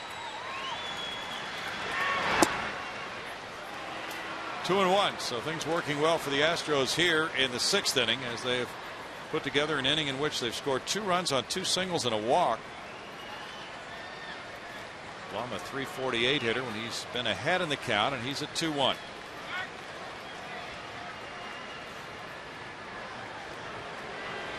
Padres, who have been shut out 3 times, have really had these problems with their pitchers not having much working room. Correa gave himself a 1-0 lead by leading off the top of the inning with a double and then scoring a run. Now falls behind 2-1. And Blum goes through with it. 2 balls, 2 strikes. And for the Astros' part, they have not won a game this year when trailing after 6 innings. They're 0-13. In this case, Carlos has given them a run and Miguel Tejada another, and they will lead after 6. Erstad on deck. Bouncer goes foul. Tigers and Indians are scoreless in the top of the 7th at Cleveland. 1-0 game there last night. Verlander went the distance for the shutout for the Tigers over Cliff Lee. So what's in the water in Cleveland? Nobody can hit. It's Edwin Jackson and Fausto Carmona. Over shortstop into left field. Headley with the catch. And the Astros grab the lead with 2 runs, 2 hits, and a man left. After 6, 2-1 Houston.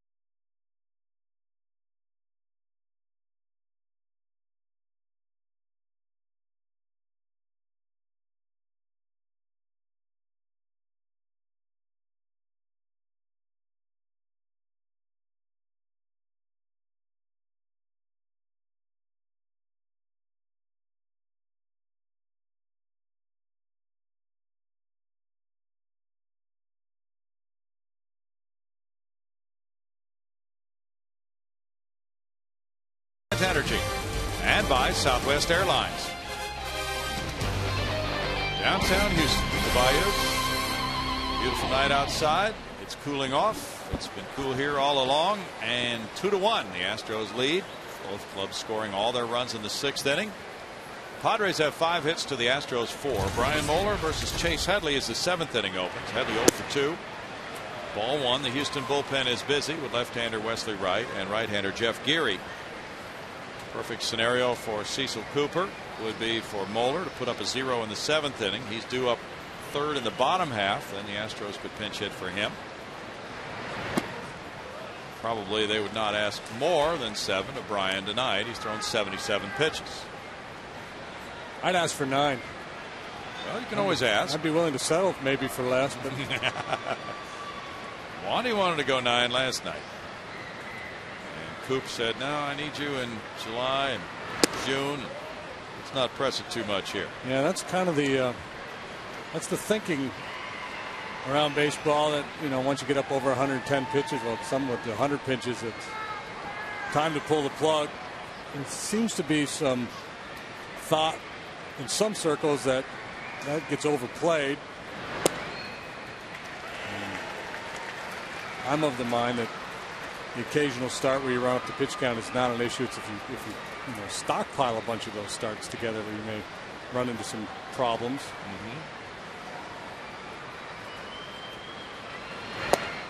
Right there at the target, and it's 3-2. So Moeller's come back from 3-0. Now he'll try to get Headley, who's 25 today.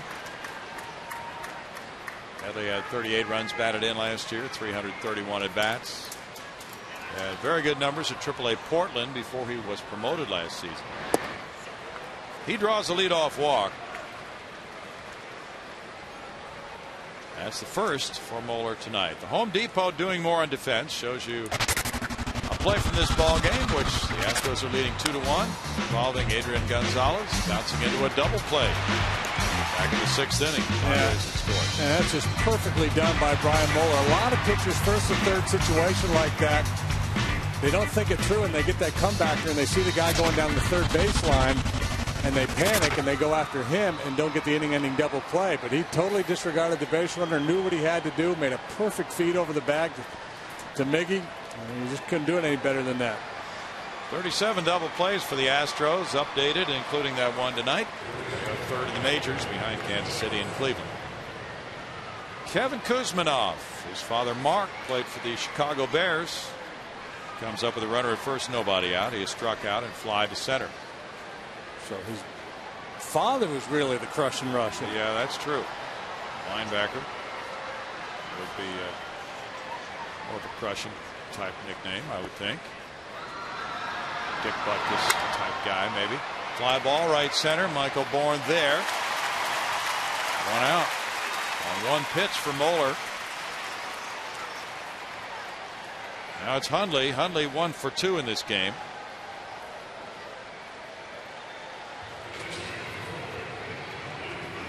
Josh Gear of the Padres starts tomorrow. He pitched at Rice. Native of Dallas, lives in Forney, Texas. He'll be going tomorrow against Roy Oswalt. Only 1 for 2.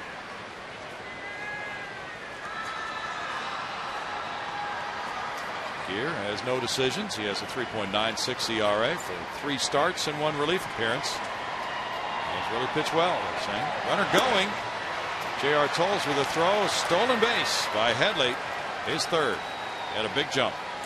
He had a huge jump. The Padres don't run much. You see, not a real big lead, but a real good jump. And going on first move. Anticipated that first move. O'Brien used the high leg kick. And easily steals second base. They do not run much. That's Headley's third of the year. The Padres 14th. They're 12th in the league in steals. Pitch was strike 1 to Hundley. Last year, in the entire month of July, the Padres had 1 stolen base, and it was by Greg Maddux. Is that right? Yeah. I suppose Mad Dog pointed that out very often to his teammates. The ball's in the strike. Luis Rodriguez on deck. Their leader was Tadahito Iguchi with 8.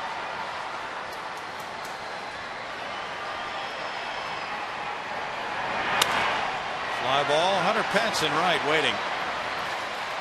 And in for the catch.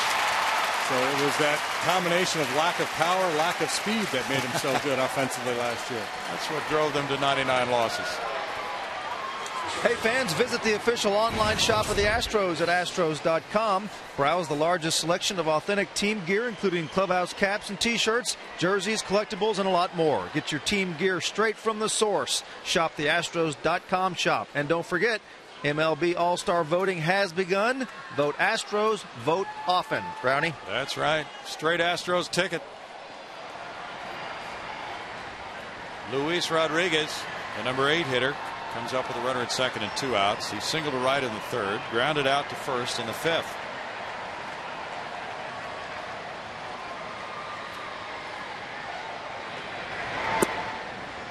Ball one. The Padres unloaded a lot of payroll over the winter, including Khalil Green. That left the opening for Luis Rodriguez at shortstop.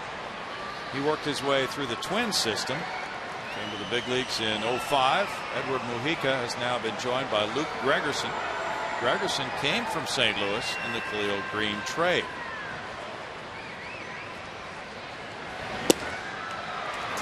Padres have a kid shortstop, Cabrera. Yes. That can really pick it, from what I'm told. He's hurt right now. Yeah. Everett Cabrera. Everett. Speedy. So we might be seeing a lot more of him when the Astros visit San Diego later this year. He's 22 years old. Stole 73 bases at Asheville last year. 2-1, and he was picked up in the Rule 5 draft. And that's the type of situation the Padres find themselves in right now. The club in the process of being sold. And they were positioned for that sale with the low payroll. 2-1 now to Rodriguez. Rangers and White Sox tied 2-2. Middle of the 7th. That's Chicago. That's the first place Texas Rangers. Yes, it is. They are 16-13. They have Kevin Millwood on the mound.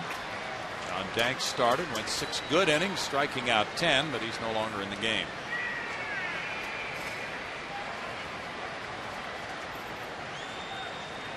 Rangers have had some pretty good pitching, including a shutout from lefty Matt Harrison last night. 3-1 pitch coming. I talked earlier about, in some baseball circles, they're promoting letting pitchers go deeper, and that's part of the plan with Nolan up in Arlington. Trying to implement that in their minor leagues. Ask more of the starting pitchers. That was Larry Dirker's MO when he managed the Astros. It worked pretty well. Yeah. Strike 3-2, and Moeller is closing in on 90 pitches. The next one will be his 90th. Pitcher spot due up next for the Padres. They have Edgar Gonzalez on deck.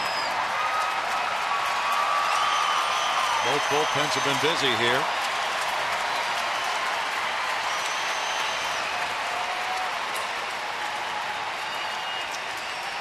Ryan threw 93 pitches in his last start, and that was a 5-inning start at Washington.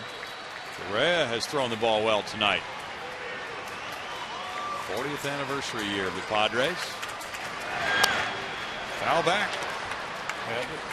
This was always a difficult situation for me. You're in a situation where you've got a base open. You might not want to give in to the hitter, but in the back of your mind, your fear is, if I try to make the perfect pitch and I miss, is the manager going to come and get me after that walk?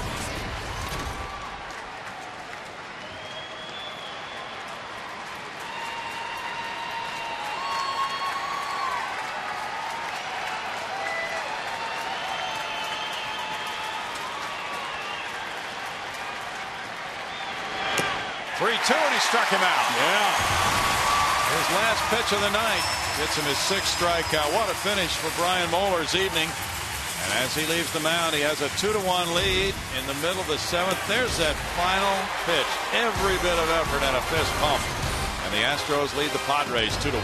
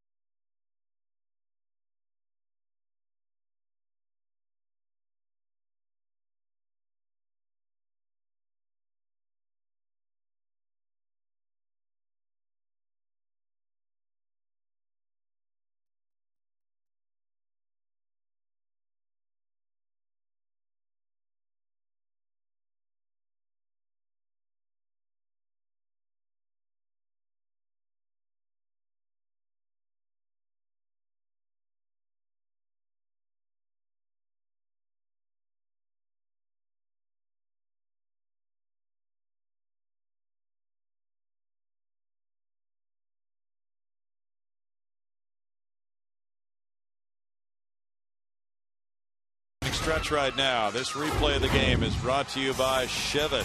Another tight game. It was 2-0 final last night and tonight. Brian Moeller has followed a very good path in this ball game, JD, and boy, he's had a good changeup. He's so much fun to watch pitch because you just can't blow you away, but he really knows how to pitch. If you enjoy the art of pitching, changing speeds, moving the ball around the strike zone, you're going to watch and enjoy watching Brian Moeller pitch, especially when he's on his game like he was tonight. Chris Burke, the former Astro, has entered the game at shortstop. He's batting ninth, so he'll be leading off the 8th inning. And Luke Gregerson, who came from the St. Louis Cardinals in the Khalil Green trade, with an 0-2 record, a 4.5 ERA, has struck out 17 in 16 innings. Yeah, and be ready for the slider, especially the right-handed hitters. He's got a real good slider. That's the pitch he leans heavily on. Aaron Erstad will have been apprised of that. He looks at ball one. Erstad is 0 for 2. J.R. Tolles on deck. Pitcher spot due up third.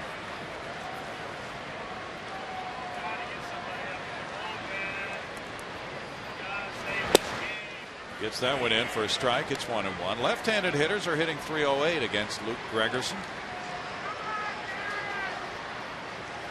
He took a loss at Los Angeles last Saturday night, giving up a run on 3 hits without retiring a batter. Fly ball, center field, chasing back, Hairston, and off his glove. Erstad into second with a leadoff double here in the 7th. Hairston got caught, and Erstad hit one over him. Almost made the catch running back, and he got his glove on it, but Erstad comes up with his first double. Well, Darren's starting to catch some breaks, perhaps get that ball to left center last night that probably should have been caught, and the outfielders almost collided and went for a triple. This would not have been an easy catch by any means by Hairston, but he did get leather on it. Might have jumped too soon here. So actually, yeah, extra base hits. Back-to-back nights. Darren getting the opportunity to play with the Puma being hurt a little bit. Paying off. Now runner at second, nobody out. J.R. Tolles the batter. Jason Michaels on deck to pinch hit for the pitcher Moeller. And the bunt is a beauty. Sliding play. Gregerson makes it well, but also just a great job by Tolles getting it down on the first pitch. Wonderful placement. Erstad to third on the sacrifice bunt. J.R. is a very good bunter. We've seen him try to bunt for hits before. Perfect technique there.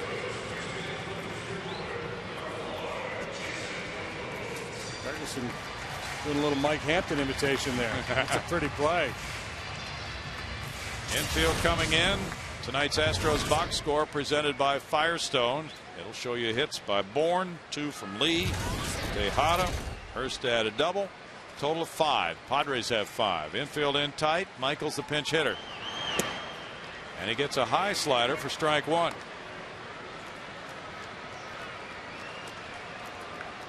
Michaels came in to last night's game to play left field in the 2-0 ball game. Didn't get an at bat last night. Trying to get Erstad home from third. He rolls one up the line at first. Erstad holding, and the throw goes over to Gonzalez on out number 2. We don't know a lot about Luke Gregerson, but we know he's a pretty good athlete. He's made 2 very good plays now. He played collegiately at St. Xavier, the Chicagoland Conference Player of the Year in 2006. Hit .335 and posted an .068 ERA. So a two-way player in college, a good athlete. And we've seen it on a couple different plays here. Gregerson pitched at AA Springfield, Missouri last year for the Redbirds. He appeared 57 times and had 10 saves. Kazuo Matsui's 0 for 3, 2 fly balls to left and a strikeout. Kuzmanov is in tight at third base. And there's strike 1. Brian Moeller in 7 innings allowed the Padres 5 hits, 1 run. He walked 1 and he fanned 6. He threw 91 pitches, 58 for strikes. And he's cheering real hard for Kaz right here. Give me a little breathing room. 0-2. It'll be Burke, Giles, and Eckstein due up in the 8th. Jeff Geary warming up for the Astros with Erstad at third. Gregerson last year struck out 78 in 75 1/3 innings at Springfield.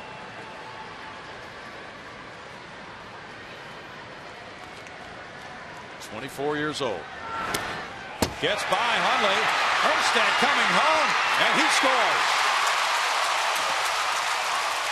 3-1 Astros with Erstad ready to get it up to high speed as the ball got by the catcher Hundley. Gregerson with that sinker slider combination. Got to be ready. You have to anticipate the ball in the dirt. Let's see. They set up for a pitch away, and he just pulls it across to the other side of the plate, and Hundley not able to react in time to get it. Got leather on it. Couldn't secure it. We'll wait for a ruling. I think that should be a pass ball. Yeah, should be. 2 balls, 2 strikes now. Did not bounce. Did get leather on it. Even though it wasn't in that desired location, still probably will be a pass ball. It's ruled a wild pitch. Strikeout of Matsui, and Gregerson has allowed a run on 1 hit here in the 7th inning. The Astros take a 3-1 lead to the 8th.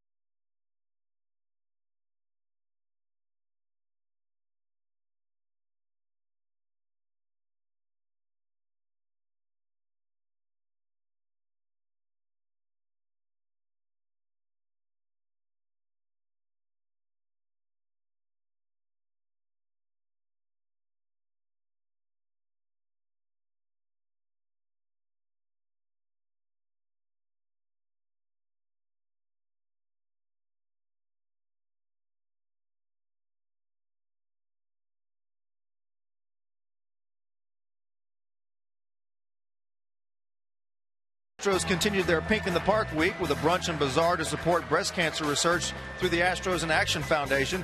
Drayton McClain and his wife Elizabeth were in attendance, as well as some of the players with their mothers and wives. After a great brunch, it was all about raising money and being entertained.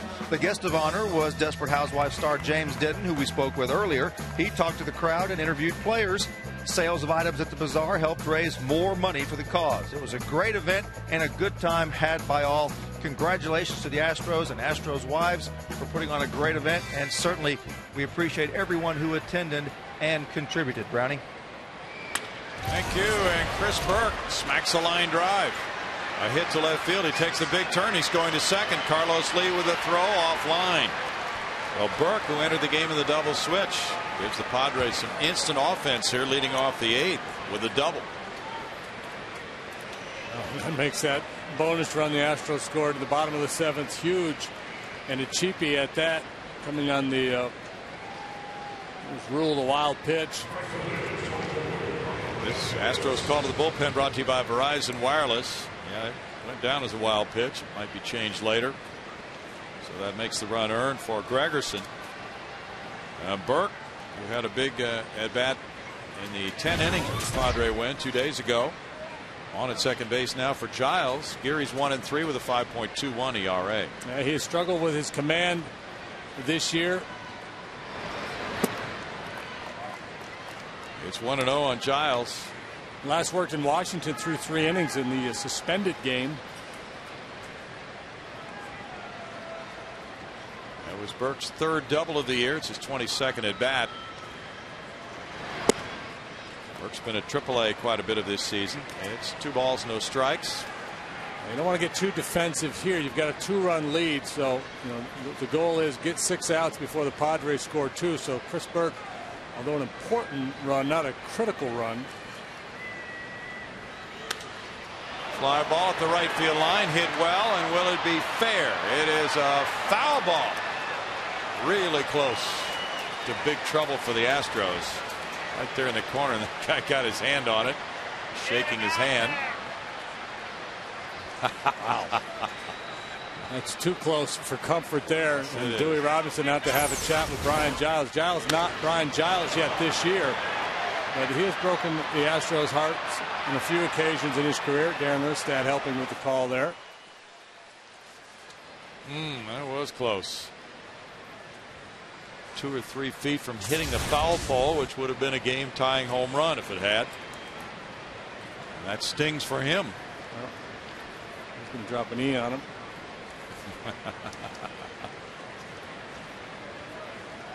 He can be excused, though, because he had to reach out.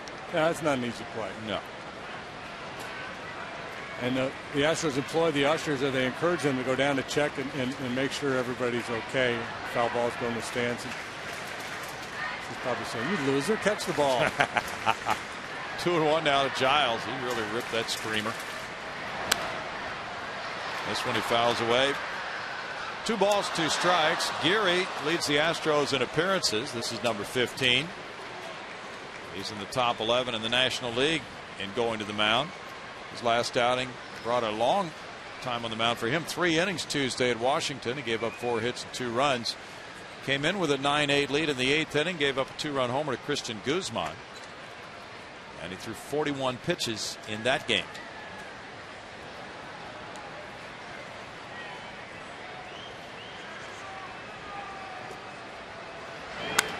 Bouncer shortstop, charged by Tejada. He takes the out at first on Giles. Burke taking third, 1 out. Paid attendance tonight is 29,141. David Eckstein had the RBI double in the 6th. Line drive over shortstop on a 2-0 pitch. He's 1 for 3. And you're right about that additional run the Astros got on what was ruled the wild pitch, allowing Erstad to score. Makes such a difference in this game now with a 2-run lead. Eckstein's a .297 career hitter against Houston.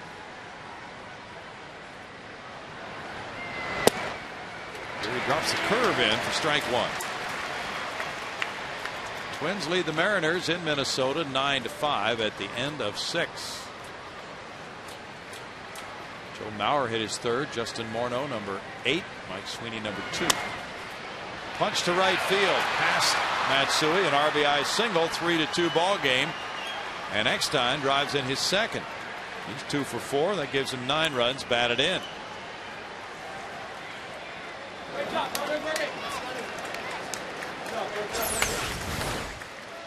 Stays back on the curveball. Boy, that's just good hitting there. Sticks his nose right on it and slashes it through that hole on the right side. Wesley Wright has been throwing. That's it for Geary, with Hairston due up next. It's 3-2 Houston. Back in a moment.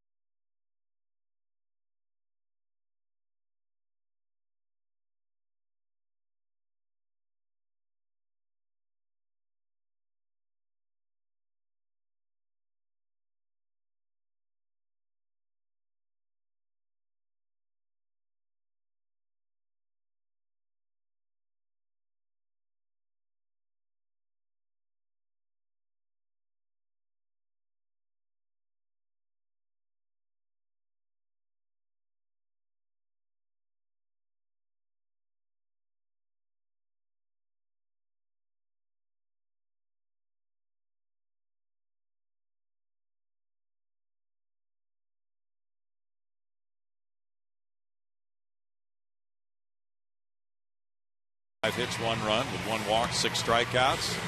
Kevin Correa almost matched him. 6 innings, 4 hits, 2 earned runs. He walked 3 and fanned 4.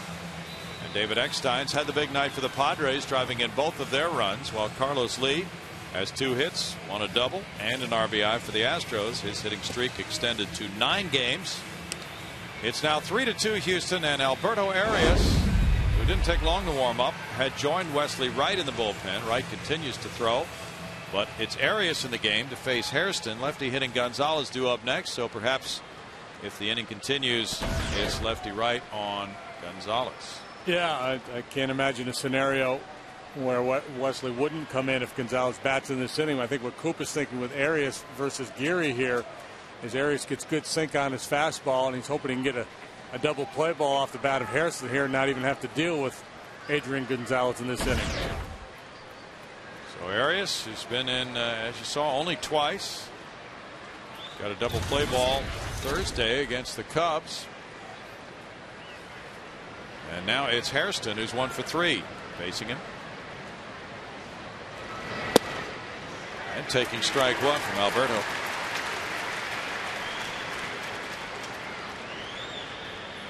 Wednesday, Arias gave up a 2-run homer to Aramis Ramirez, who worked an inning and 2/3 in that game. So a busy week for him. This is his 3rd appearance already this week. Gets a strike there, and it's 0-2 on Hairston. He throws a good hard slider from a low 3/4 angle, and right-handed hitters really, Hairston buckled on the first one and took it for a strike, and this one just a half swing, not seeing that pitch at all. There's a tendency every now and then to fly open with that front shoulder and leave that pitch up, and that's where it'll get whacked. But when he gets it on that outside edge, that's an awfully tough pitch for a right-handed hitter to do anything with.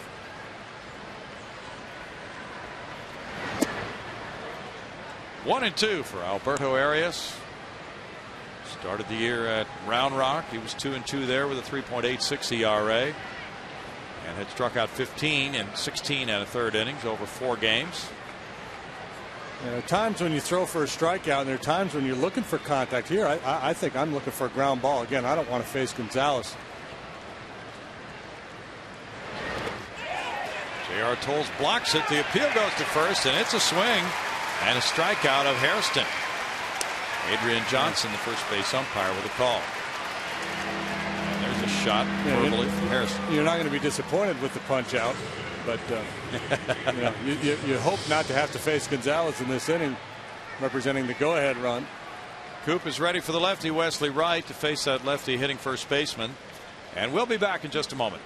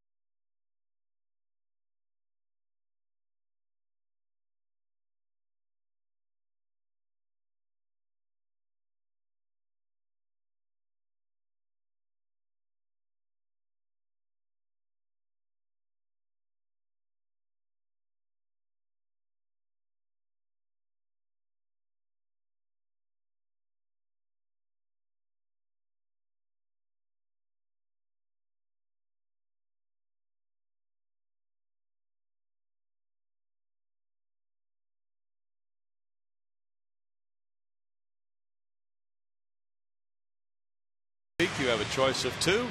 Greg Biggio's 3,000th hit, or the 05 wild card clincher. We Again, a brand new week for you on Monday. Actually not on the air again until Tuesday night.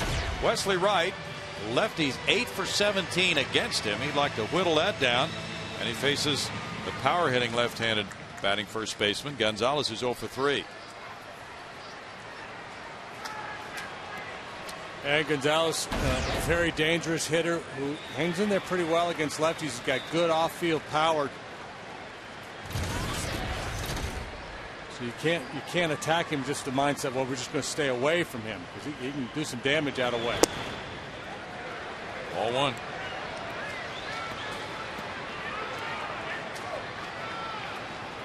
Lefties have held Gonzalez to a .250 batting average with 1 homer and 8 runs batted in.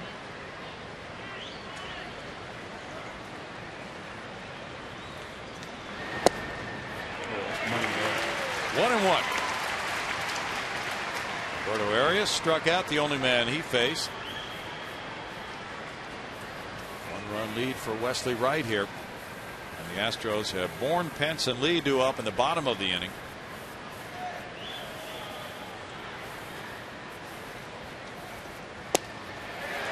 That's strike 2. 1-2 to Gonzalez. Get the feeling Gonzalez might be sitting breaking ball there. I like that. I like that crossfire fastball to the outside corner. It's a tough pitch, lefty on lefty, for a left-handed hitter to deal with.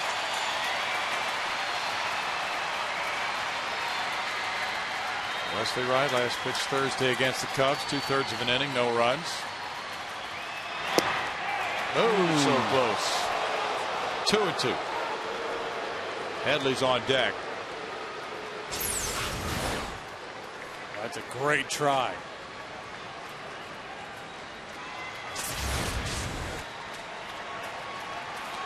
Two balls, 2 strikes in a 1-run game.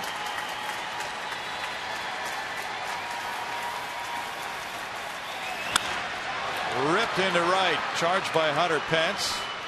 A single for Gonzalez. Eckstein to second, and Headley to the batter's box.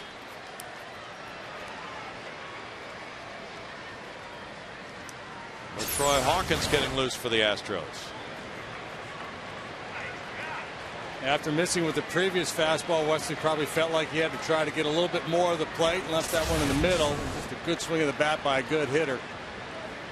And Coop he's doing everything he can here to take the advantage. LaTroy Hawkins will come in and try to get one of those 4-out saves. He leads it 3-2. 2 men on, 2 outs in the 8th inning. Back in a moment.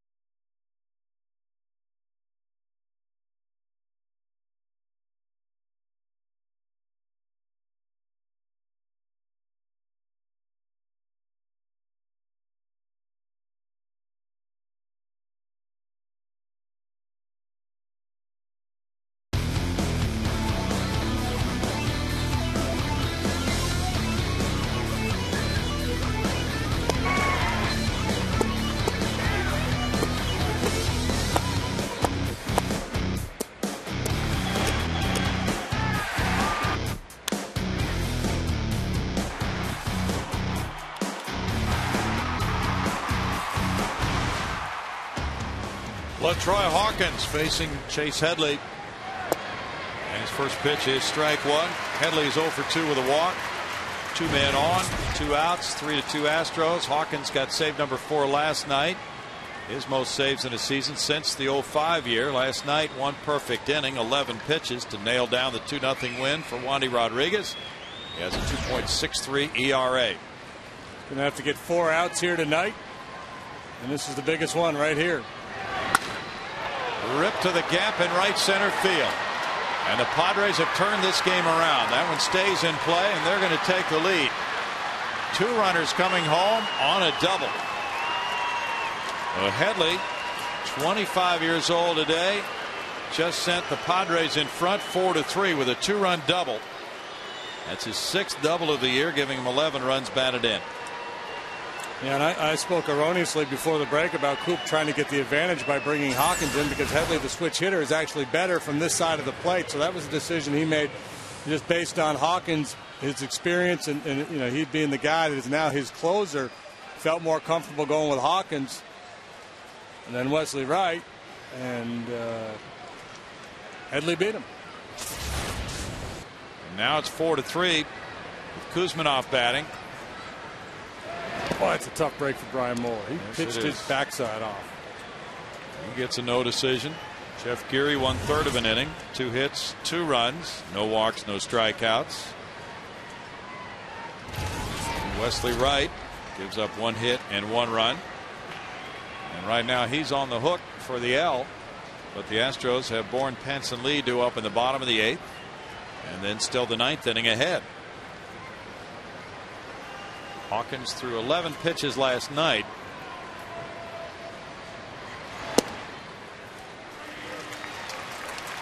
One ball and 1 strike. Doug Brocail was answering some questions on an interview on Astros Live before the game tonight. He's trying to rehab his hamstring injury, and rather than having season-ending surgery, they're trying this route. And if that works, he could be back in a month or so, but it may not work. That one hit him. Kuzminoff will go to first base. Runners at first and second now for Hundley.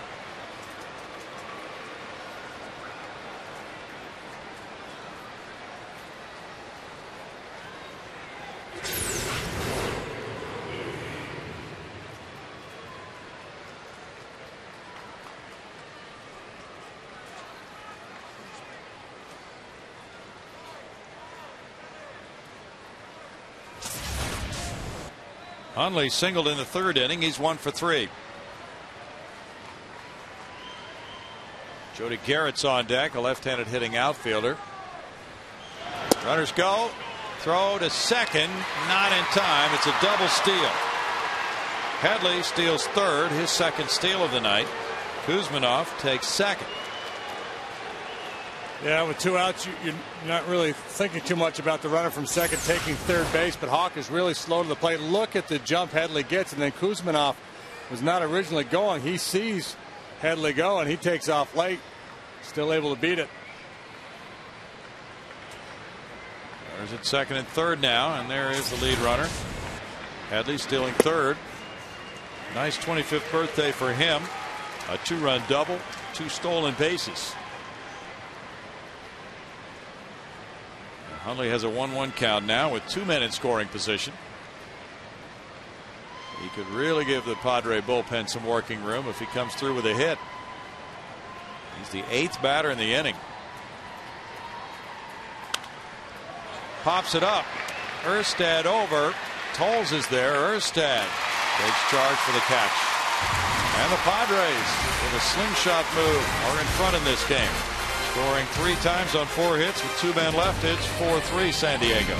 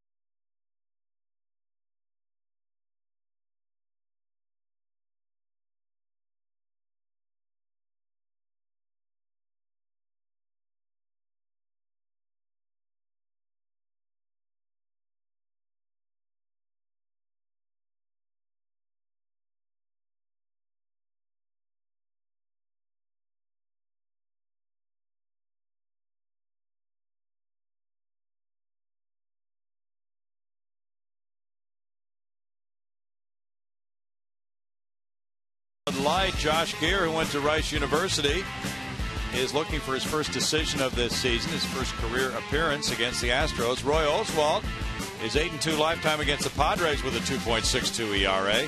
Still winless for the season. And Roy has made 7 starts this year.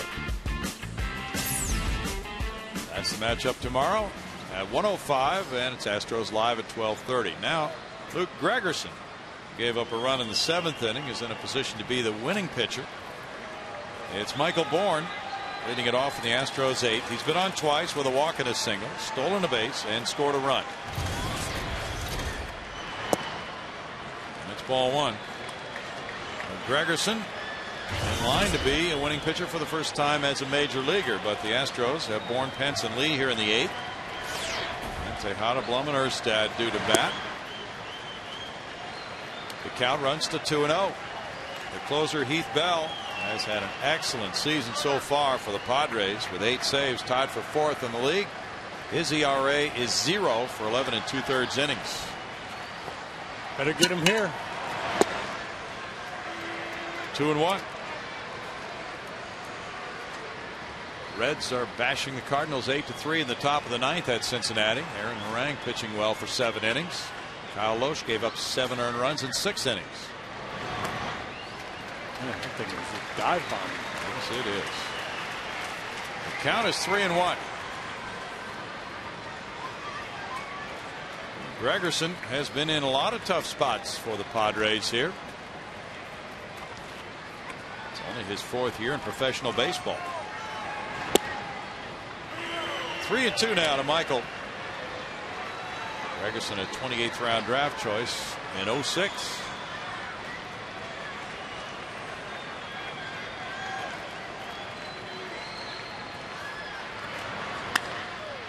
Fly ball, left field line, slicing away, and foul. Proving that the left field fans are more prepared tonight than the right field fans. Yeah. That guy had his glove. And the guy down the right field line is still nursing a sore thumb. There, see, he's got an ice bag on. Yeah. And the glove, don't need the ice bag.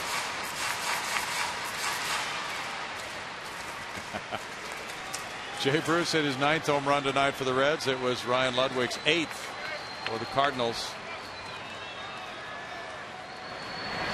That's ball 4. Yeah, Michael's 2nd walk of the night, 13th of the year. He's been improved in just about every category this season. Bart? Hey, Brownie, it's not too early to get a jump on the 2009 Big 12 football season. Spring games are in the air, and we got coverage of all the Big 12 South teams throughout the offseason. Don't miss our look at the Texas Tech Red Raiders as Coach Mike Leach looks to reload after a year of unprecedented success. It's the Texas Tech Red Raiders football preview Monday at 6:30 only on Fox Sports Houston. He's pretty good at reloading in that offense. Boy, that's the truth. Hunter Pence 0 for 2 with a walk, scored a run in the 6th inning as the Astros went in front 2-1. But now San Diego has moved on top 4-3. Padres have out hit the Astros 9-5. No errors tonight. They'll work awfully hard trying to keep Michael close over there. They caught him in the 4th on a perfect throw by Hundley, and then Michael got that bag in the 6th.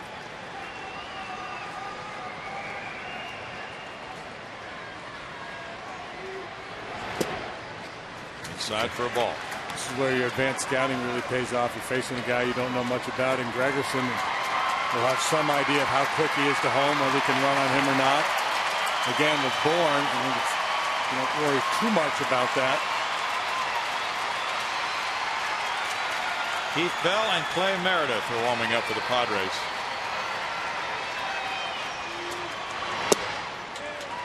Now it's 2-0.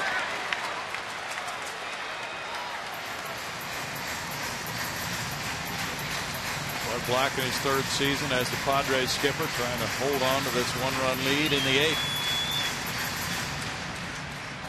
Meredith and Bell getting ready, and Hundley will go out. And only once this year has Heath Bell thrown more than 1 inning in an appearance. Came in that series with the Rockies back on May 5th. He worked 2 innings and got the win in that ballgame through 30 pitches.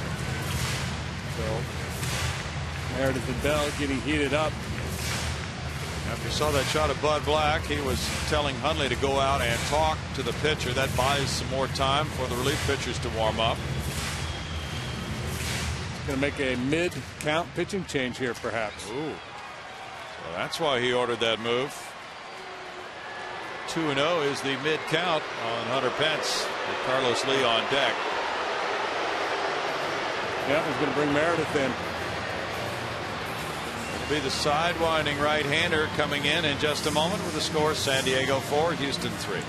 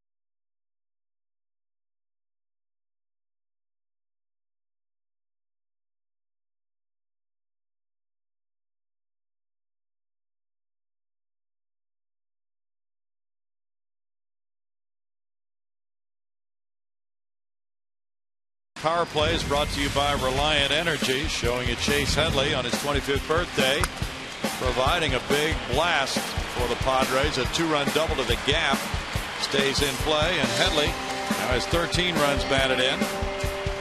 He's had a big night of it with 2 steals as well. He followed with the front end of a double steal as the Padres got 3 in the top of this 8th inning. Take a 4-3 lead. Now they're trying to protect it with Clay Meredith coming in. Inheriting a 2-0 count on Hunter Pence with a runner at first, Michael Bourne, and nobody out.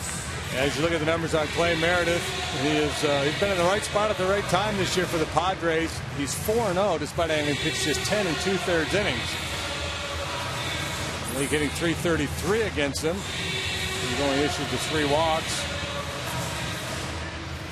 He's a ground ball pitcher. That's probably what's driving this decision. Buddy Black looking for the double play, but he's been very easy to steal against in his career.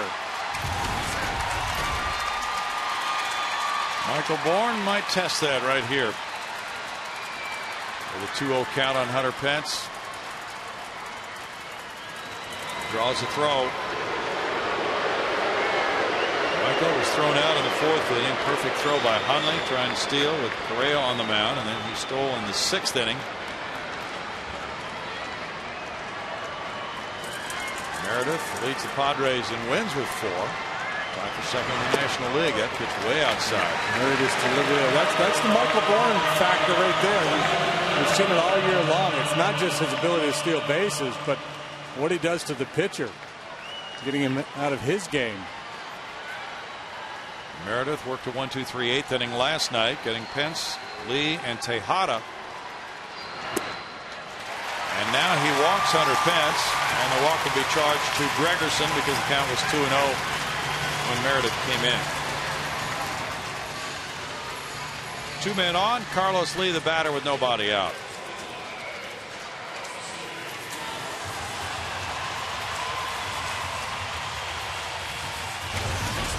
Well, the middle infielders, Chris Burke, the shortstop, David Eckstein, the second baseman, came in to talk it over with Meredith. Lee has a double and an RBI single tonight. Miguel Tejada's on deck.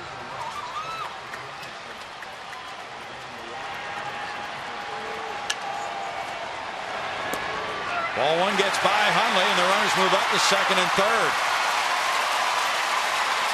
You talked about charity. The run in the 7th coming on the wild pitch. 2 walks to start the bottom of the 8th. And now that errant pitch. And again, Hundley just reaching across instead of moving his feet. This will probably be ruled a wild pitch as well, but I got to put both of those on Hundley. Well, we haven't been told yet about that ruling. It was ball 1 to lead. 300 men in scoring position. Line drive right field. A hit. Scoring Bourne to tie the game 4-4. Pence to third on the RBI single. 3rd straight hit for El Caballo. 2nd RBI of the night and 22nd of the season. They're so used to El Caballo driving in runs that they've gotten Blase out there. Ho-hum, just another RBI for Carlos.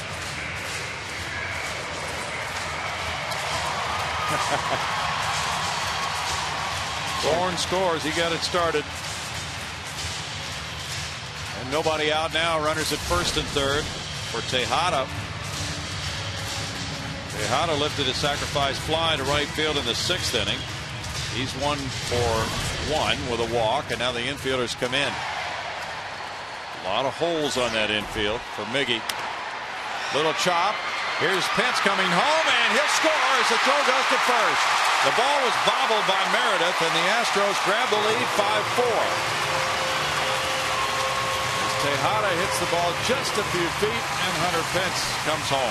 You really have to question Hunter's decision to go home with nobody out on that tapper back to the mound. But it paid off when Meredith couldn't get the handle on the ball.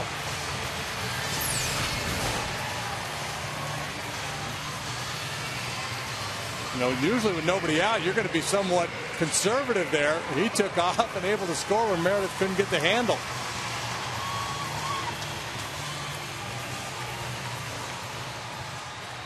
With the infield back, you go from 3rd there to stay out of the double play. But with the infield in, double play is not really an option for the Padres.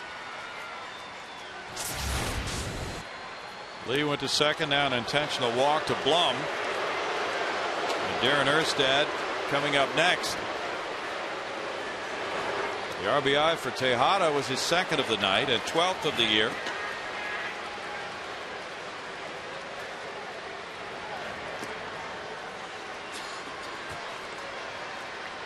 Pudge Rodriguez and Miggy talking it over.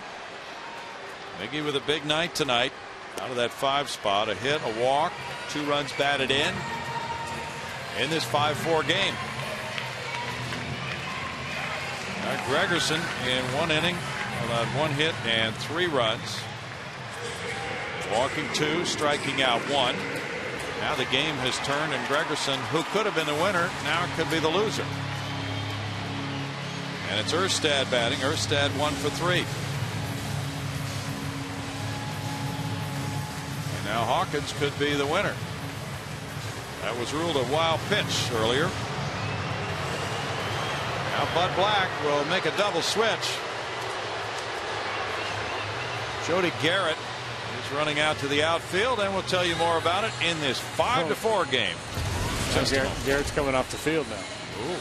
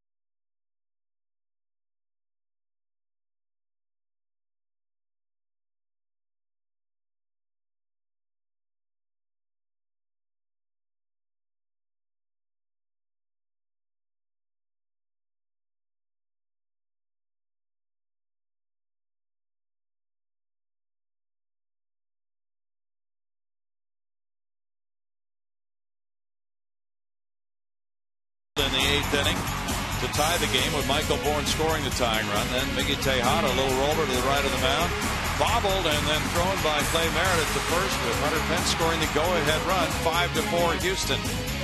Land Rover extraordinary play. And now it's Edward Mujica. He will be pitcher number 4. He came from the Cleveland Indians to San Diego at the end of spring training, and he's 1-1 with a 4.30 ERA. And Mujica first came to the big leagues with Cleveland in 2006. Had a cup of coffee in 06 and 07. 33 games with the Tribe last year.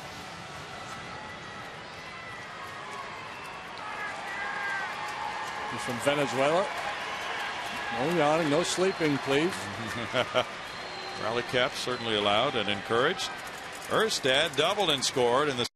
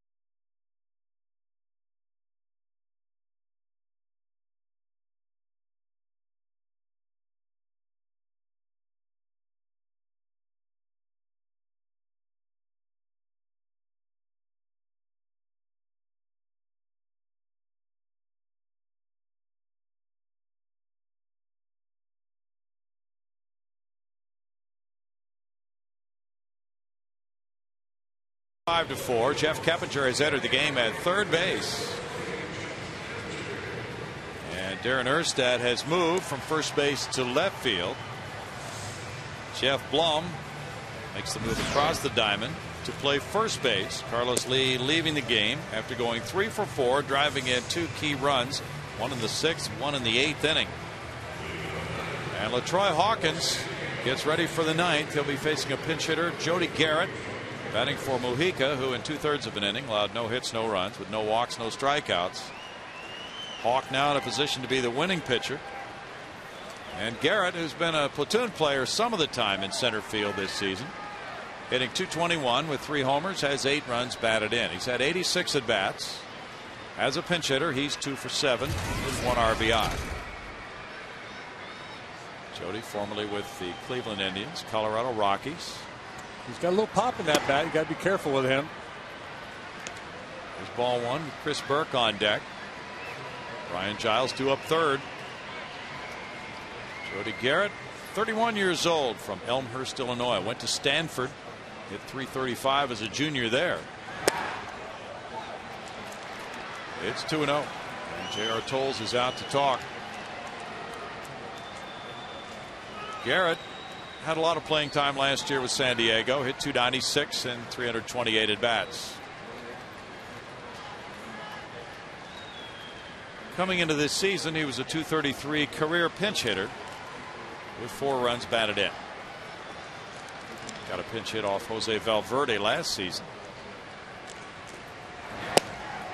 Just came up with Cleveland in 2003 and looked like he was going to be a big time player. Hit 22 home runs that year and 480 at bats.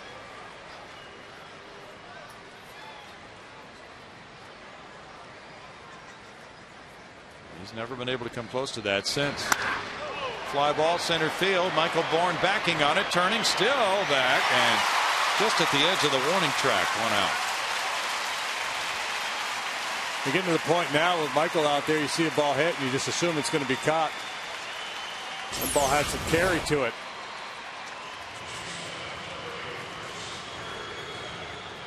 And that's the one that center fielders tell you sometimes is very difficult to judge because it's hit directly over your head and you don't have an angle on it, but he got a nice quick break.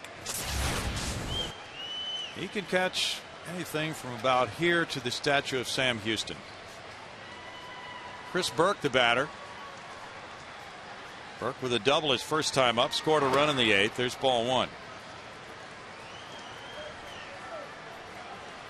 He provided one of the most memorable moments in Astros history with that 18th inning home run against the Atlanta Braves in the 05 Division Series.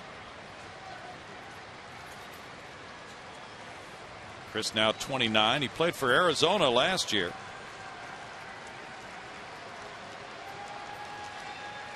First round pick of the Astros in 01. 1 ball and 1 strike. Berkey, a non-roster invitee to spring training camp with Padres this year, and then was sent to Seattle and was with the Mariners and traded back to San Diego. Yeah, that was interesting. Ted Simmons was telling me the story about that. Line shot foul, right field side. 1 ball, 2 strikes.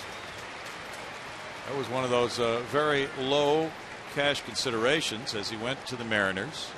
They were concerned about their depth at the middle infield positions, and he was a AAA in the Seattle organization.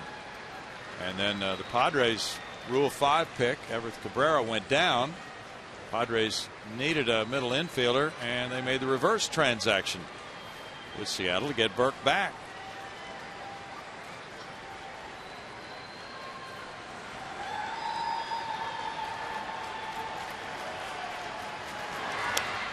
Fouls it back, and a couple of days ago in the 10th inning, he drew a key walk as a pinch hitter. He was behind 0-2 in the count, fouled off some pitches. Ted Simmons said it was a spectacular job by Burke to get on base, and then David Eckstein followed with a game-winning hit in the 10th inning against Arizona.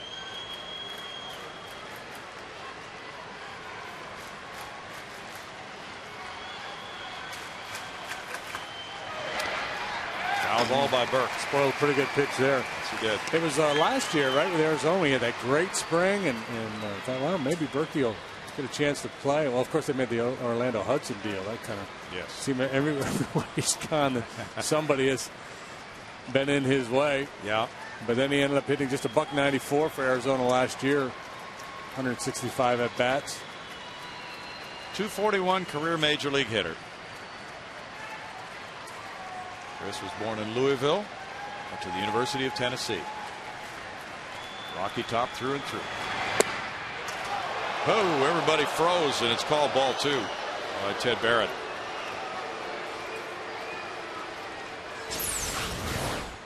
Just a wee bit low. JR yank it up a little bit. 2-2 for LaTroy Hawkins. And a foul ball back keeps the count there. Well, the Astros have had their blows to the bullpen with the injuries to Jose Valverde and Doug Brocail, putting Hawkins into the closer's spot, shifting some other roles around. LaTroy, 36 years old now.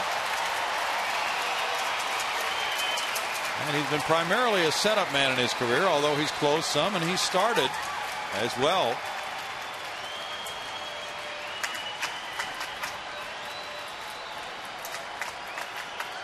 He has 59 major league wins.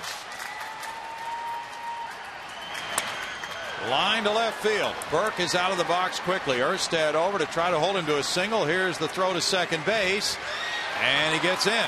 Another double for Chris Burke. 2 in 2 innings for him.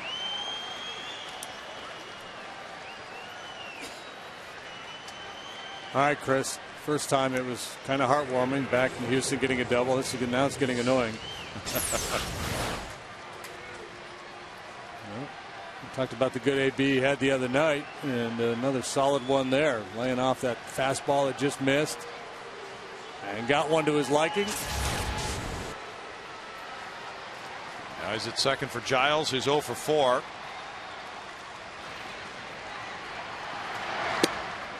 And there's strike one. Giles 6 for 15 with a homer off Hawkins.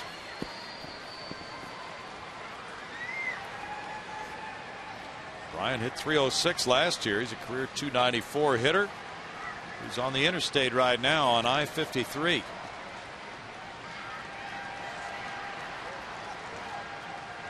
Turn back towards second. Burke a threat to steal third.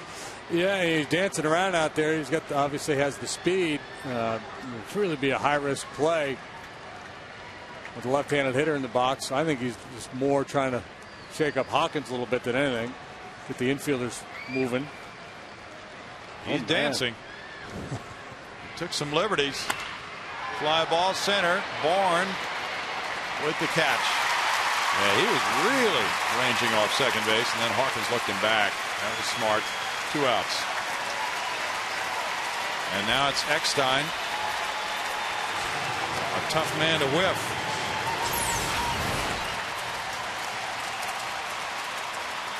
Yeah, he had a notion. He was thinking about it.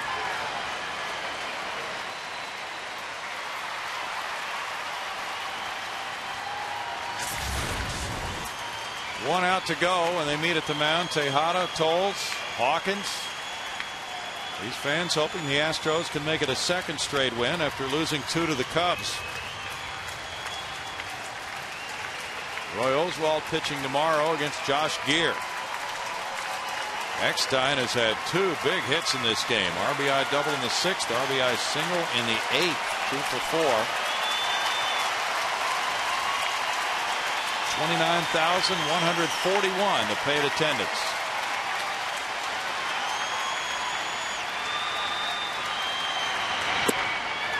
Ball 1. Eckstein's a good fastball hitter. He handles the ball up well.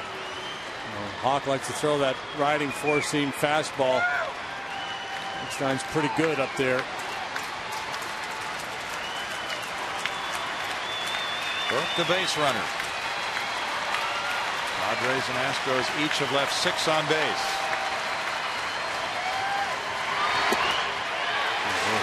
They like to shorten up in the outfield to have a chance on a sinking line drive or a little blooper, but you got to be careful. You don't want to come so far in, and if he knocks one in the alley, ends up with an extra base hit, and you've got the winning run in scoring position.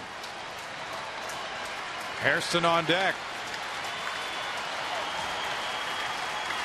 24 pitches for Hawkins, and his use for tomorrow might be in doubt.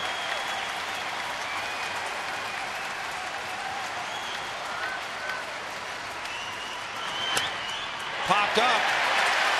Blum. And the Astros win a second straight. As Hawkins gets the victory, he is pitcher number 5. It's a game of furious comebacks in the late innings. Padres got 3 in the 8th. The Astros responding with 2 in the bottom of the 8th. What a night for Michael Bourne, who made